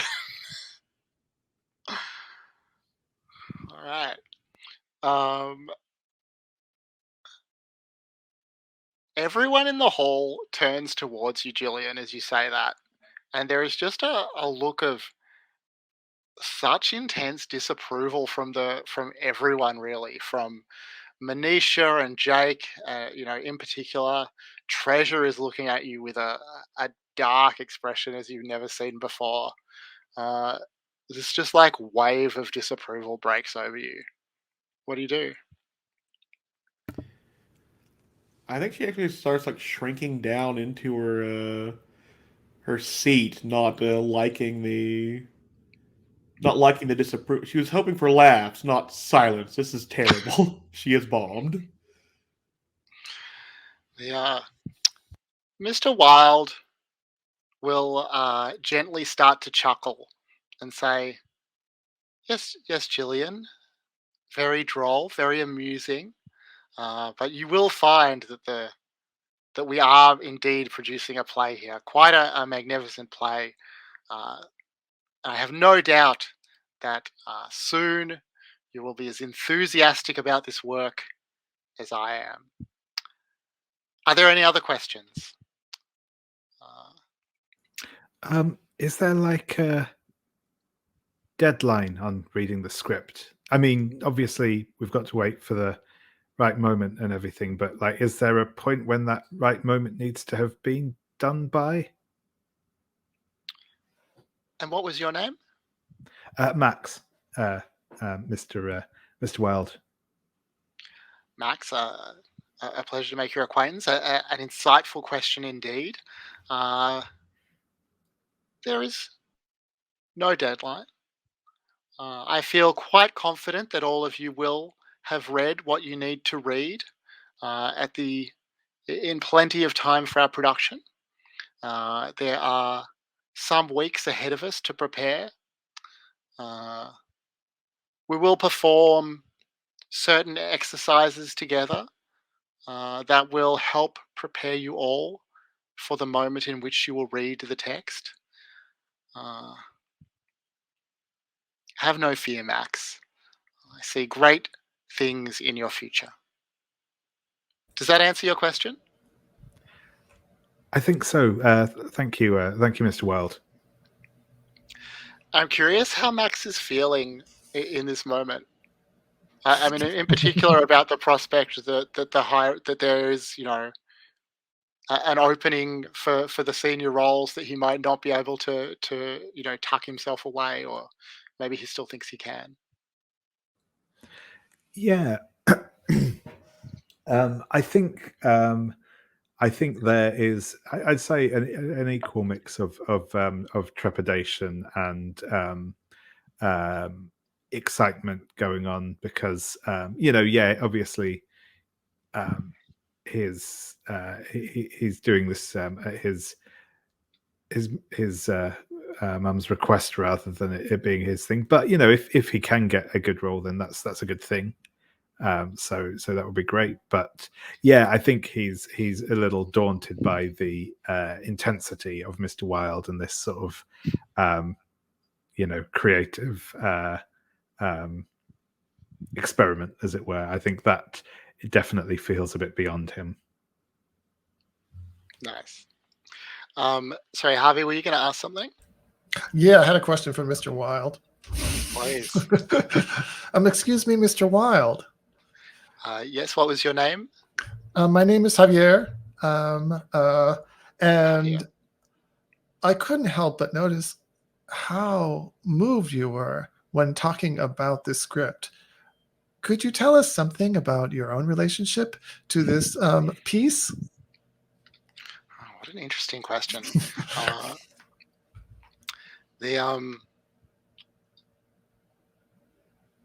He said, so he'll think on your question for a moment. He'll say, as we work together to develop the play, certainly you will learn more about my history with this extraordinary text. What I can tell you is that I first came across it as a young man. Many years ago, he kind of chuckles as he ages himself in that way. It struck me then, as it does now, as a masterwork beyond compare, something to which I could, honorably devote my life. Now, I don't expect that everyone here will so devote themselves, but I do expect that you will all understand why I made the decision that I did.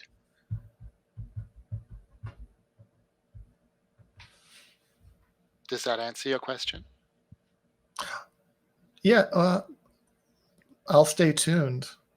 Would you recommend that we Google the play to learn some background on it, or should we go in blank? Google. You're certainly welcome to research the play. It is sadly rarely performed. You may not find as much information as some of us might like regarding the play online, but I'm sure some of you are on your phones already trying to ferret out its secrets. Sorry, I didn't realize that I'd said ferret there, and I should have.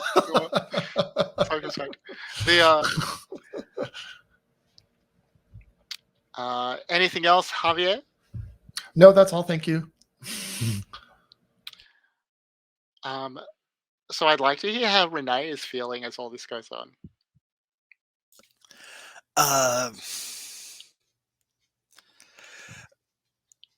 At first, she was like, don't read this. When Mr. Wilde was like, don't read this right now, she's like, oh, okay, in that case, I'm going to read this right here, right now. And then, when hearing like, oh, I'll give you all a chance to like have leading roles, like, oh, okay, maybe if a leading role is on the line, I'm not going to defy you to your face. Nice. Do you have any questions for him? I don't think so. All right. So Mr. Wilde will make one last call for questions before he closes the meeting. Is there anything else that any of you want to say to him? He says, well, I apologize if you have been disappointed. I know many of you expected that roles would be assigned today. Instead, you have found yourself with an unfamiliar text that you are asked not yet to read. I am sure that we will develop great bonds together over the coming weeks, and that you will look back fondly on this moment in future, a turning point in your life. Thank you. And he switches off the microphone with another sort of squall of feedback. So we're at the top of the hour again. Let's take a short break here, and we'll come back and see what happens after that meeting. So maybe just 5 minutes now, if that's good for everyone.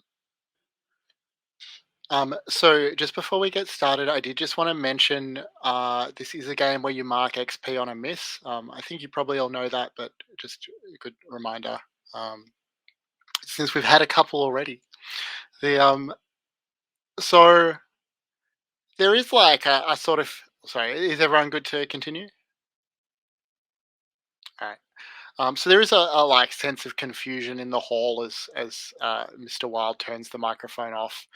People muttering to each other, just a kind of weird vibe.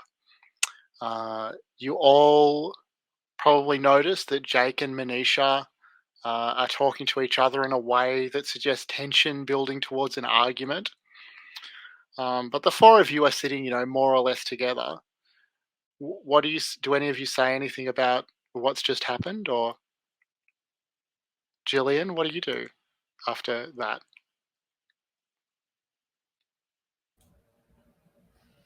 The perils of being double muted. I think she looks around at everyone. It's like, okay, this entire thing is weird, right? We can all agree on that.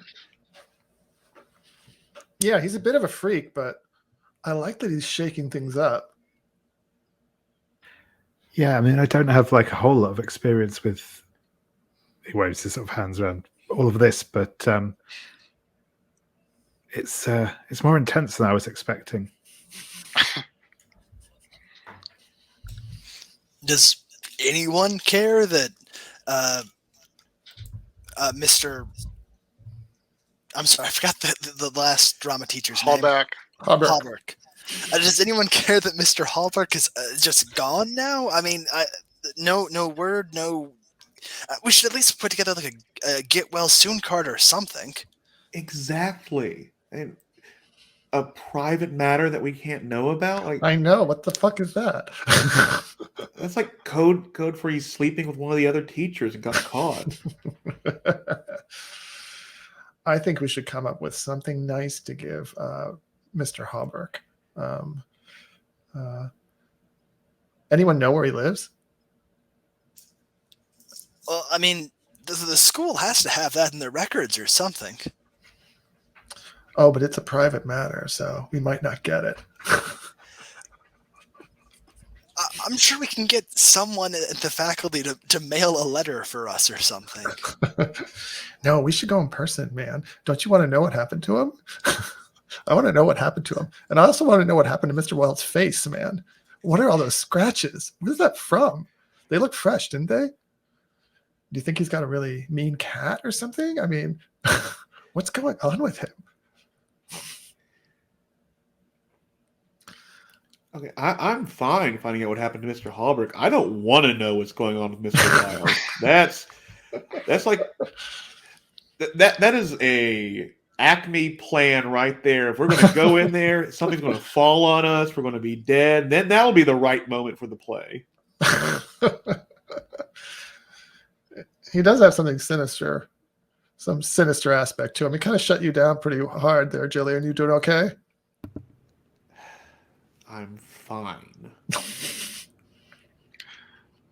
So Mark Wu will walk over to all of you at this point, but in particular to say hello to Max, who you're on the team together, and he is beaming and he says, "How awesome is this? We don't even have to read a play."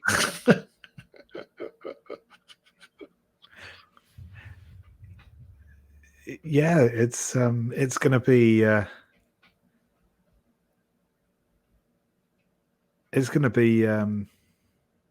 fun working all this out, I guess, without having read the play, or maybe some of us have read the play and some of us haven't. And yeah, I wonder what these exercises are that we'll be doing. Well, exercises sounds okay. I don't mind exercising. Mark, you're going to do great. I know you're going to do great with all of this. It's good to not be restricted with a script or something like that. That's yeah. You got to let yourself improvise. Yeah. All right. Well, I'm going to the gym if we don't have to run lines or whatever. He'll head out. And I turn to Jillian and I say, "It's a good thing that he goes to the gym. It's we want to keep up that body for the next it play." is. She's watching him leave. And it's like, oh, it's a good thing. Yes. We need to support him in that. And at this point, I think that you hear from the corner, like Manisha's anger at Jake just sort of bubble over, and she yells at him, "I don't give a fuck what he said. I'm going to go and read this fucking play right now." Don't read the play. What the fuck? And goes to storm out of the hall.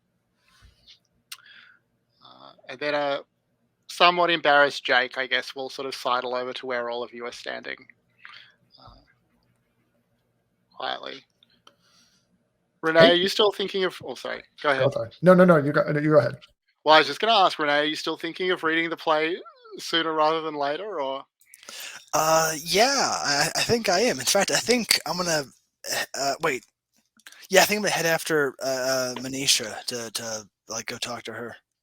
All right. Well, let's play that out. So you like sort of chase after her as she leaves the hall, Yeah, and what do you say? just like, hey, Manisha, you're absolutely right. It's just a weird power game to like make us hold off on reading the script to the last minute.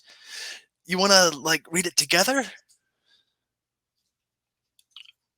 She sort of looks at you and she says, "Sorry, Rebecca? Renee. Renee, right, of course, Renee. Together. I think that she feels caught in an awkward situation where it would be difficult to turn you down without seeming rude. But where do you want to... I mean, I was just going to go home. Where do you want to read the play?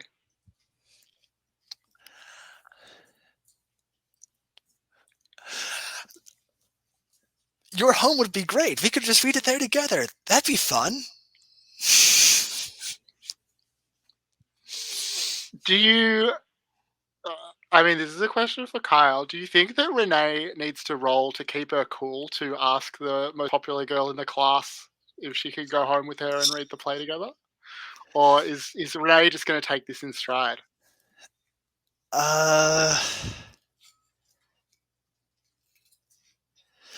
Normally, I would say yes, but I've got the hunger, so I would have to. I have to okay. roll keep my cool when I resist trying to like seek a thrill. I think. Okay, Yeah. so you are seeking thrills. Yeah. All right. I think that she'll somewhat reluctantly accept this and say, "Well, yeah, I guess that's okay." Well, I mean, what did you make of all that? I think it's just some weird power trip or experimental thing. It's probably nothing. Nothing is right. Ever heard of the King in Yellow? Who knows? Maybe it's hell. Maybe he wrote it himself, or maybe it's just some obscure thing. You're Or right. All right, so we'll come back and see what happens when you arrive at Manisha's place. What do the three of you do after Renee heads off after Manisha? I think that Max is going to head over to Jake, or I'll say head to Jake, so he comes over, and I was going to say, "Hey Jake, you're good at all this stuff. Do you have like what inspires you? I don't really go in for all this sort of thing normally, and I mean, it sounded pretty cool what Mr. Wilde was saying about this whole like artistic moments and all that. But how do you, get inspired or whatever?"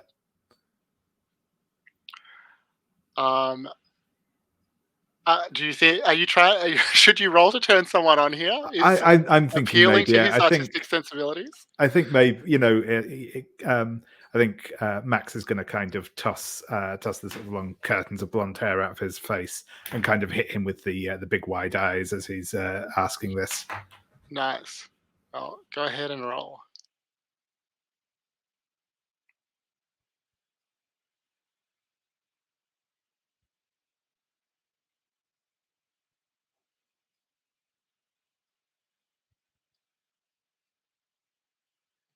Nice. Yeah, that's an 11. So on a 10 up, you gain a string on him, and he chooses a reaction from below.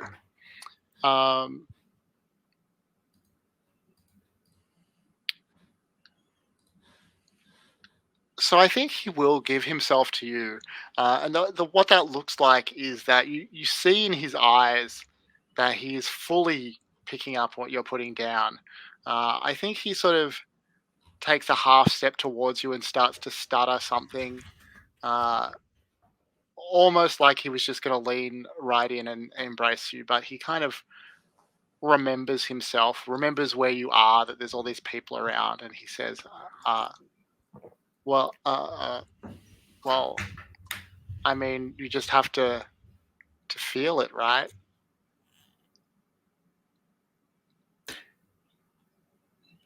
And I think Max is just sort of forehead sort of creases into a frown. He says, "Yeah, I guess."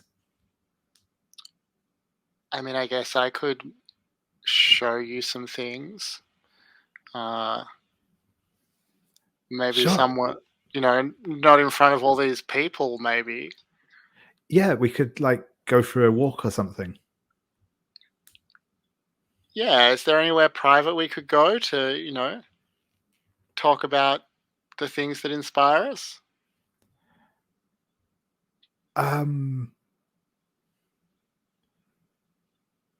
Maybe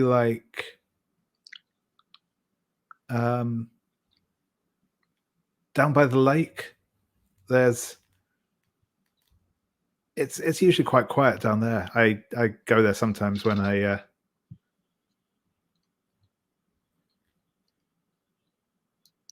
Yeah, sounds good. Maybe it's even warm enough for a swim. Yeah, that would be cool. Yeah, he looks you very directly up and down as the two of you turn to leave. Jillian, a voice immediately behind you, in a place that you hadn't realized anyone was standing, says, "Well, you were very rude to Mr. Wilde." And you realize that it is Casilda, has just popped up right behind you. What do you do? She bristles a bit. And it's like, if being a teenager is rude, then I'm always rude.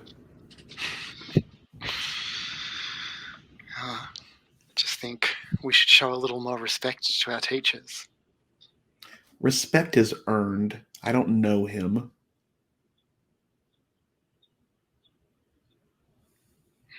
What do you think, Harvey? Javi's distracted by what just went down with Jake and Max, but now he turns his attention to Jillian, and he's trying not to imagine the swim that is going to be happening between Jake and Max, and he's a little bit flustered, and he says to Casilda, "Jillian's just being herself. You don't have to kowtow to every adult that comes in here." Are you feeling okay, Harvey? You look a little flushed. And she reaches out and sort of very gently and tenderly strokes the side of your face while making eye contact with Jillian. Yeah, Harvey, you look a little flushed, Jillian says as she reaches out and touches the other cheek, staring daggers into Casilda's face. Do you want to roll to shut someone down?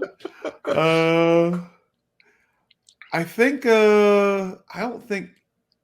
It's not at that level yet? Not yet. Okay.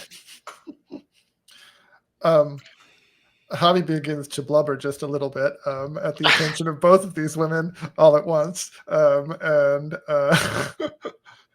he's usually composed, but he's not. Between the Max Jake event and then these two coming at him so strong, he's blubbering. I don't think he has any words to come out. He says, I'm fine. Nothing's wrong. And he backs up a step. Well, she smiles at you both and she says, well, my sister and I don't have any plans after school. I thought we would be here a little longer. Do you want to go and, I don't know, what do kids in around this town do after school? They hang out with friends.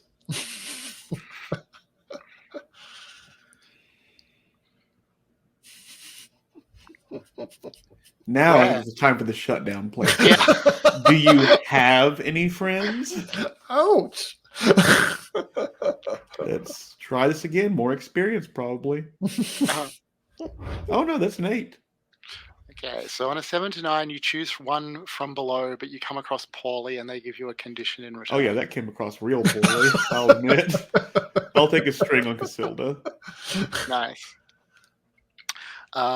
So I think she's just going to give you the condition rude. Like that seems like an obvious one. Would have also accepted jerk. Harvey, do you react to that? To the shutdown. Jillian's overt rudeness towards Casilda.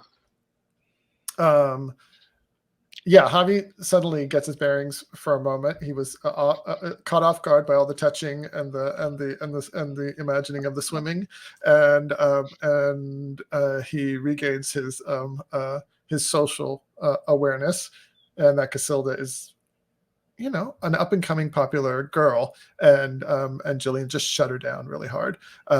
So he says, "Oh, Jillian's just being crazy. I'm sure we can go hang out together, Casilda. I'd love to have Camilla come with us. Is she going to come?"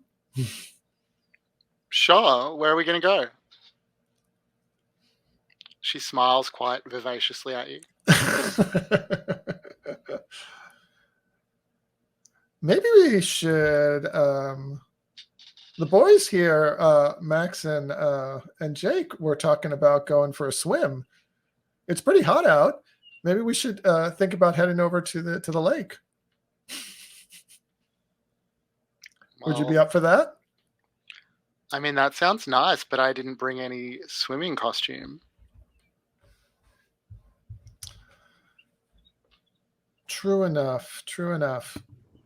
But it'd be nice to get outside. I'm tired of being in this stuffy room all this time. Maybe we could just get out of here and then figure out where we're going from there. What do you say, Jillian?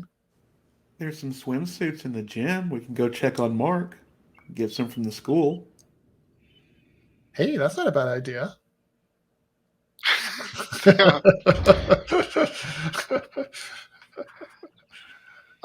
So I think that Casilda will say, well, that sounds wonderful. Why don't you go and collect some swimsuits for us all, and I'll go and talk to my sister, and then we can get going. Of course. This is great. This is fine. So she'll walk over towards Camilla. Mm-hmm. Do you want to say anything to each other?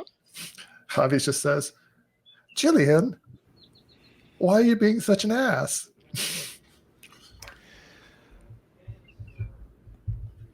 I'm not. Look, sometimes when girls get around each other, and I don't know if I want to hit her or kiss her, okay? It's kind of confusing. Well, think about it this way. You know you want to see her in a swimsuit, right? Or out of a swimsuit. I'll go get the swimsuit. Yeah, you go.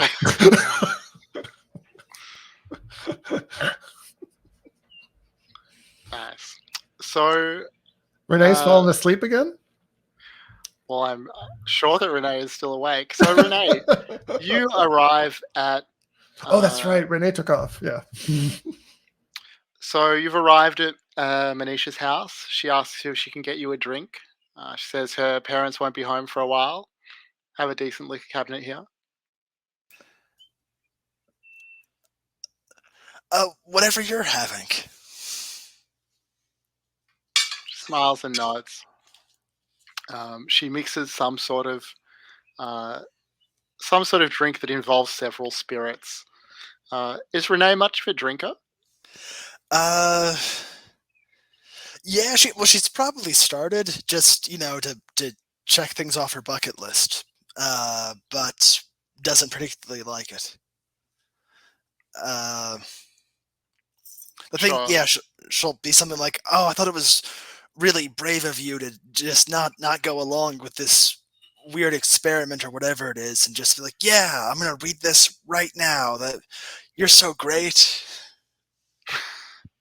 So she hands you the drink. She lets your hands touch as she does. She says, "Well, I mean, I'm an actress, right? Like, wait for the moment. If I'm an actress and I have a play, then that's the moment, isn't it?" Absolutely.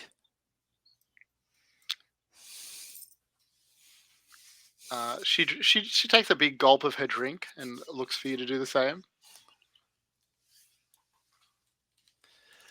I do the same, and I probably hate it. But I'm like, oh, this is great. Um, she looks over at the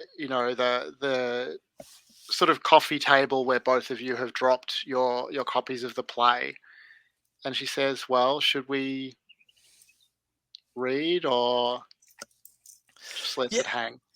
yeah. Let's get into that. I open up my copy and start reading aloud.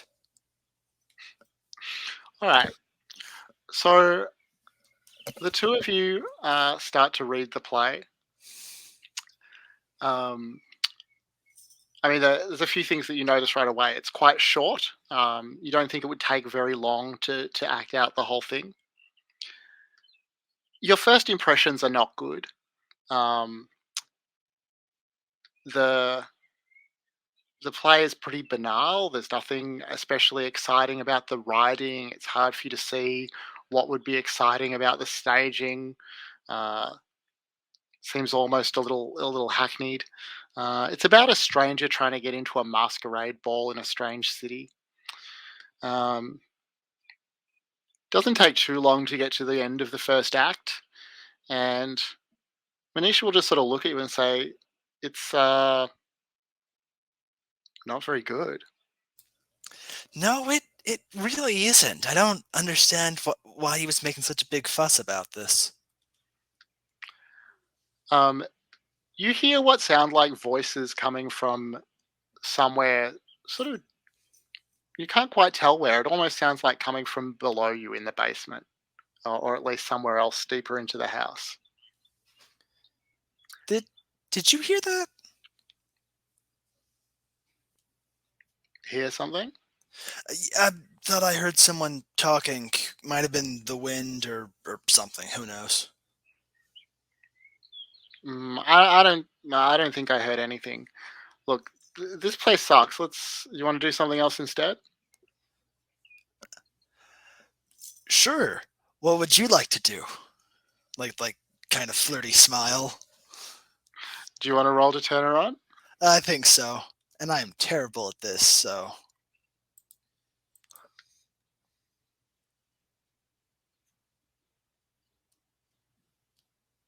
3. Oh, Max XP. All right. Well, we'll leave that scene there, and we'll see what happens. Um, Max, you are heading down towards the lake with Jake. What do you say to him? Um, I think at the minute he's probably just making kind of general small talk, asking how his day's been and all that sort of thing. Yeah, so he'll have some pretty like banal high school type answers. Um, the He asks you if you ever remember your dreams.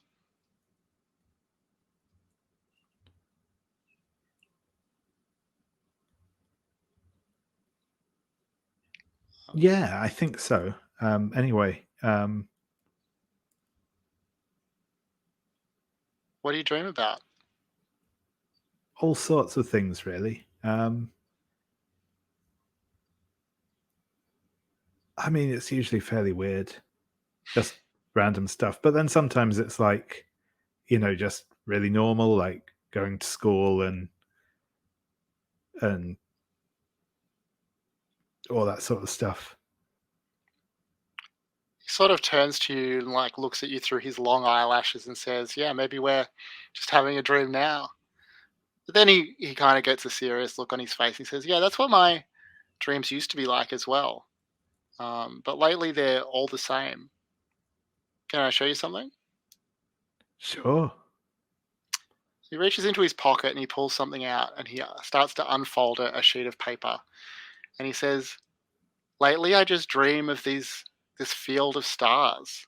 Uh, and as he unfolds it, you see that it is very clearly the same sort of constellations that you have found yourself drawing recently. Cool. Yeah.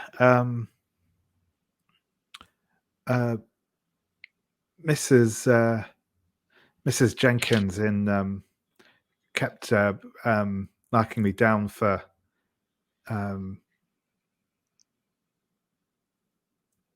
that astrology piece we had, but I drew it just like that, so I don't know what the problem is. I think he does have an almost like indignant edge to his voice at that point.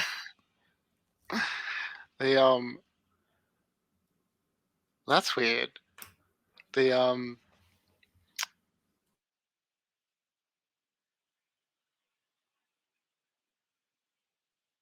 You've been drawing these too?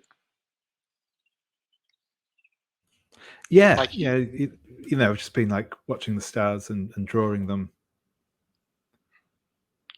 I've never seen stars like these when I'm awake.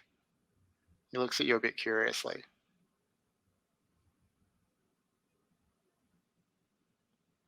Maybe I did.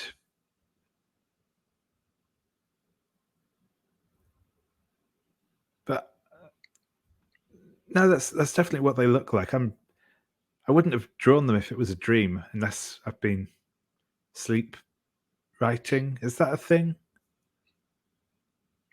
I think he'll just sort of laugh it off. Yeah, I guess you're right. And by now you've arrived at the edge of the lake, and he says, I didn't really think about it, but I guess we'll have to swim in our underwear." Yeah, I didn't bring my my stuff today. We have swim practice on a Tuesday, so That's right, you're in this. You are. Well, he just peels his shirt up off over his head, revealing his, washboard abs, his perfect pecs. Max will likewise begin to sort of strip off his clothes. So maybe we'll leave that scene there. So Gillian and Harvey, you meet up just outside the hall with Camilla and Casilda. Have you brought enough swimming outfits for No, everyone? I'd or hope what? to go and to have a scene with Matt, okay. with Mark in the gym when I get the swimsuits. Okay, cool. Well, let's do that. So the two of you are going to collect the swimsuits? I think I just sent Jillian. Yeah. Okay. All right. So, Jillian, what do you say to Mark? And I think she'll go in there, like start picking out some swimsuits. Like, I'm terrible at sizes and everything. I don't. And she like pull out this ultra small speedo or whatever. It's like, just walk over to Mark. I think he's probably like benching something, and she'll just like lean over him. Do you think this would look good on me? Incredible move. Shall we roll to turn someone on? Let's try this. I'm moderately okay at this. Apparently, moderately okay is good. It's a 7. So they can either give you a string or choose one of the reactions. So, I mean, because he's halfway through a bench press, I think it is unavoidable to me that he gets embarrassed and acts awkward, specifically by failing the rep and like sort of dropping the bar like right across his chest and like flailing a little bit, like spot me. Yeah, she'll reach down like help. Like I think like just almost effortlessly like pick it up and like set it back down. It's like I think she reaches down like gently rubs the place where it fell on his chest a bit too intimately. Oh, be careful. I know you're a strong man, but you should always have someone to spot you, someone to watch out for you. Jillian, sorry, what are you doing here? Oh, me and a few of the gals and some others are gonna go swimming, and I needed some swimsuits, but I don't swim much, and I figured if anyone could help me know what to look good in, would be someone on the swim team. Look, I guess I don't know that much about women's swimmers. I think you'd look great in anything, really. Well, if if you don't know much about what they look like, I guess I should have to model it for you. And she'll start like reaching down to like pull off his shirt. His eyes will just like bulge out of his head at this. And I think that he'll say, Jillian, you can't do that here, the coach. Look, I really need to finish my workout, but I promise I'll help you out with whatever you need later on. How about that? Oh, it's a promise. Thanks, sweetie. Yeah.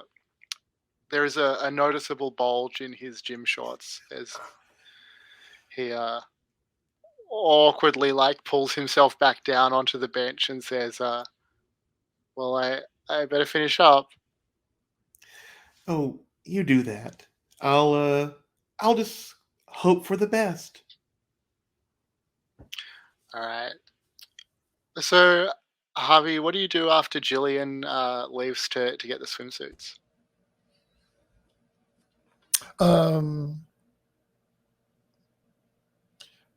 So Javi's trying to pull himself back together because there was a little bit of intensity there, and he stuffs the play into his backpack, still feeling uneasy about it, and the whole scene with Mr. Wilde,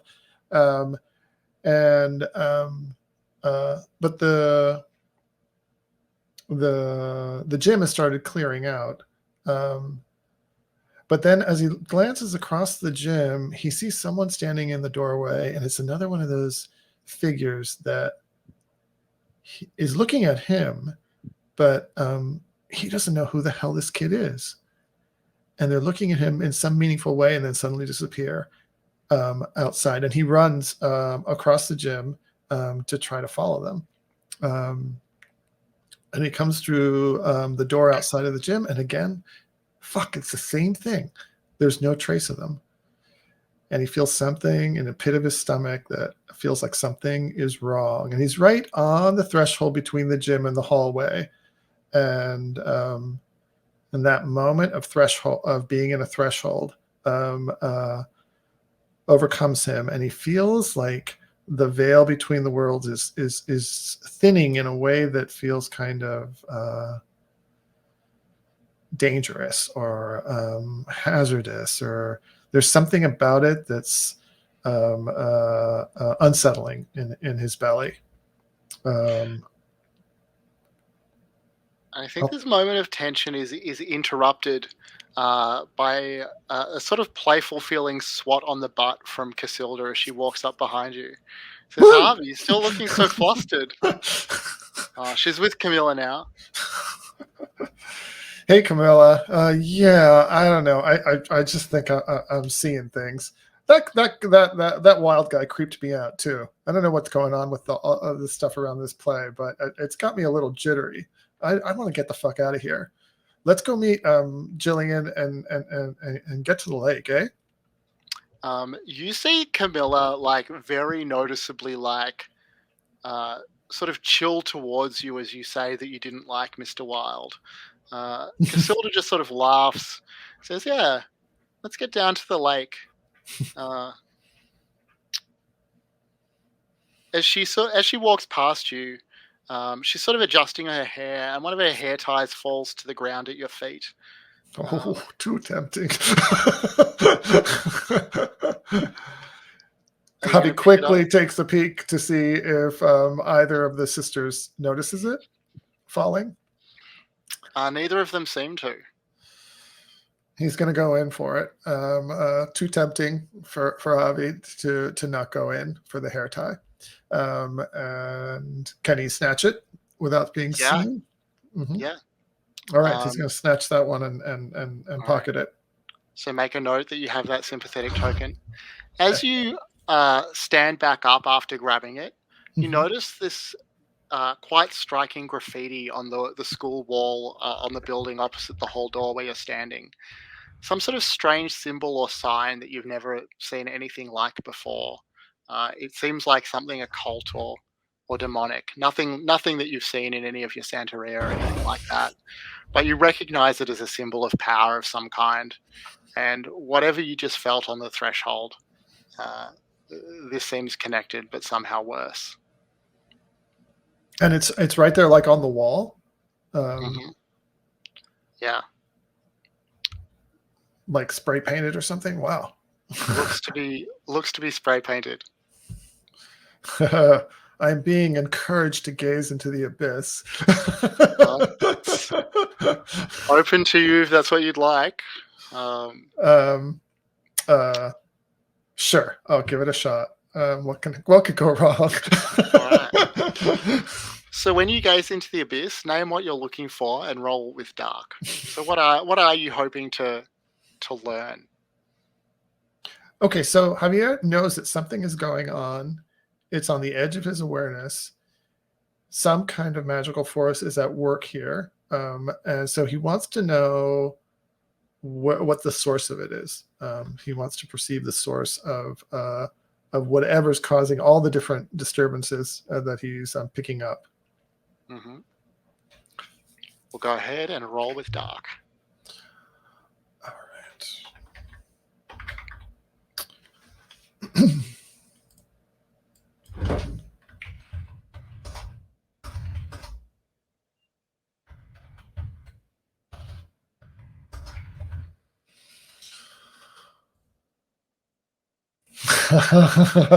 It's a 5. All right. We are going to finish there. And when we come back next week, I will not forget that I have keeper reactions coming. Over a barrel. MC reactions for Javier and Renee. So some things to look forward to. But I would love to finish up just with a round of stars and wishes, if that's okay. Mm-hmm. Maybe we can just go left to right across the character keeper. That means, Ferret, you're up first. Yeah, stars to everyone. Renee is thrillingly not following the rules about this play, which we should all not follow. It feels very teen-like. Max is feckin' adorable and just we're going to break up his first date. Feels so cool. And Javier is just a delight. I imagine that Jillian and Javier would probably be best friends if they could stand each other for more than like 15 minutes at a time. And Shane, thank you very much. This is a great way to run Monsterhearts. It's been very fun. Cool, thank you. Do you have any wishes for next time? Ooh, I want to get into something a bit over my head, whether that be dramatically or physically or however it goes, and maybe to read the play myself. Cool. I feel confident that getting over your head is something that we'll be delivering. Thank you. Kyle. Yeah, I'm really excited to see where this goes. Shane, you're doing a great job making wild, ominous, and creepy, and everyone has such great characters. I can't wait for them to go through the ringer. No particular wishes. Cool. Thank you. David. Yeah, yes. Stars Around was a very good fun session. Yeah, I really enjoyed. I mean, lots of bits and pieces. I mean, I really like seeing what we have of the characters so far and how all the backstories and how everything sort of fits together, both in the club and in the school in general, has been cool. I really like our cast of NPCs, which is great. I'm looking forward to sort of playing both of them and of everyone else. Again, really like the little moments of like weirdness and creepiness sort of sneaking in around the fringes. That's great. I really like as well, particularly that last little bit with Javier was great. The whole moment of weirdness on the threshold was I really liked how that went. Enjoyed everything. Really liked all the characters.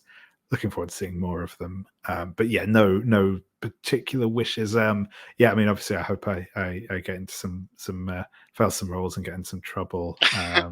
That would be cool. But other than that, no. I'm looking forward to seeing where this goes. I'm looking forward to exploring more about the play and the weirdness in town, and obviously lots more skinny dipping. Yes, of course. Thanks. Jose. I'm really enjoying the way our four characters are kind of beginning to create some kind of synergy and take in different aspects of I don't know. It's nice that Jillian is really so out there and forward and volatile, and then David and Max and Renee just seem much more kind of ingenue-ish, which is delightful. And Javier, I think, is still kind of in his calculating mode, but I love that he's immediately over his head and failing all his roles. I think that's awesome. Especially at Gaze into the Abyss. So it's great to see him off his balance immediately. So, and Shane, I appreciate everything you're doing to set up the framework for the narrative. It feels like it's just very ripe with possibilities, and and I don't think I have any wishes except to get us into more trouble. And obviously, we're so headed there that it's just it doesn't need to be said. Yeah. Okay. Thanks heaps. So just from myself, I am really happy with the game, how the game's gone. I'm very excited about all your characters and how they fit together. Feel like we've laid down some really good foundations for an exciting game, and super looking forward to the next few weeks. Um, I don't have any particular wishes, but I'm happy to jump in with everyone else. I think everyone else's wish that we get into more trouble. So looking forward to seeing that. I'm just going to stop the recording now and check that you're all happy for me to post it. One sec.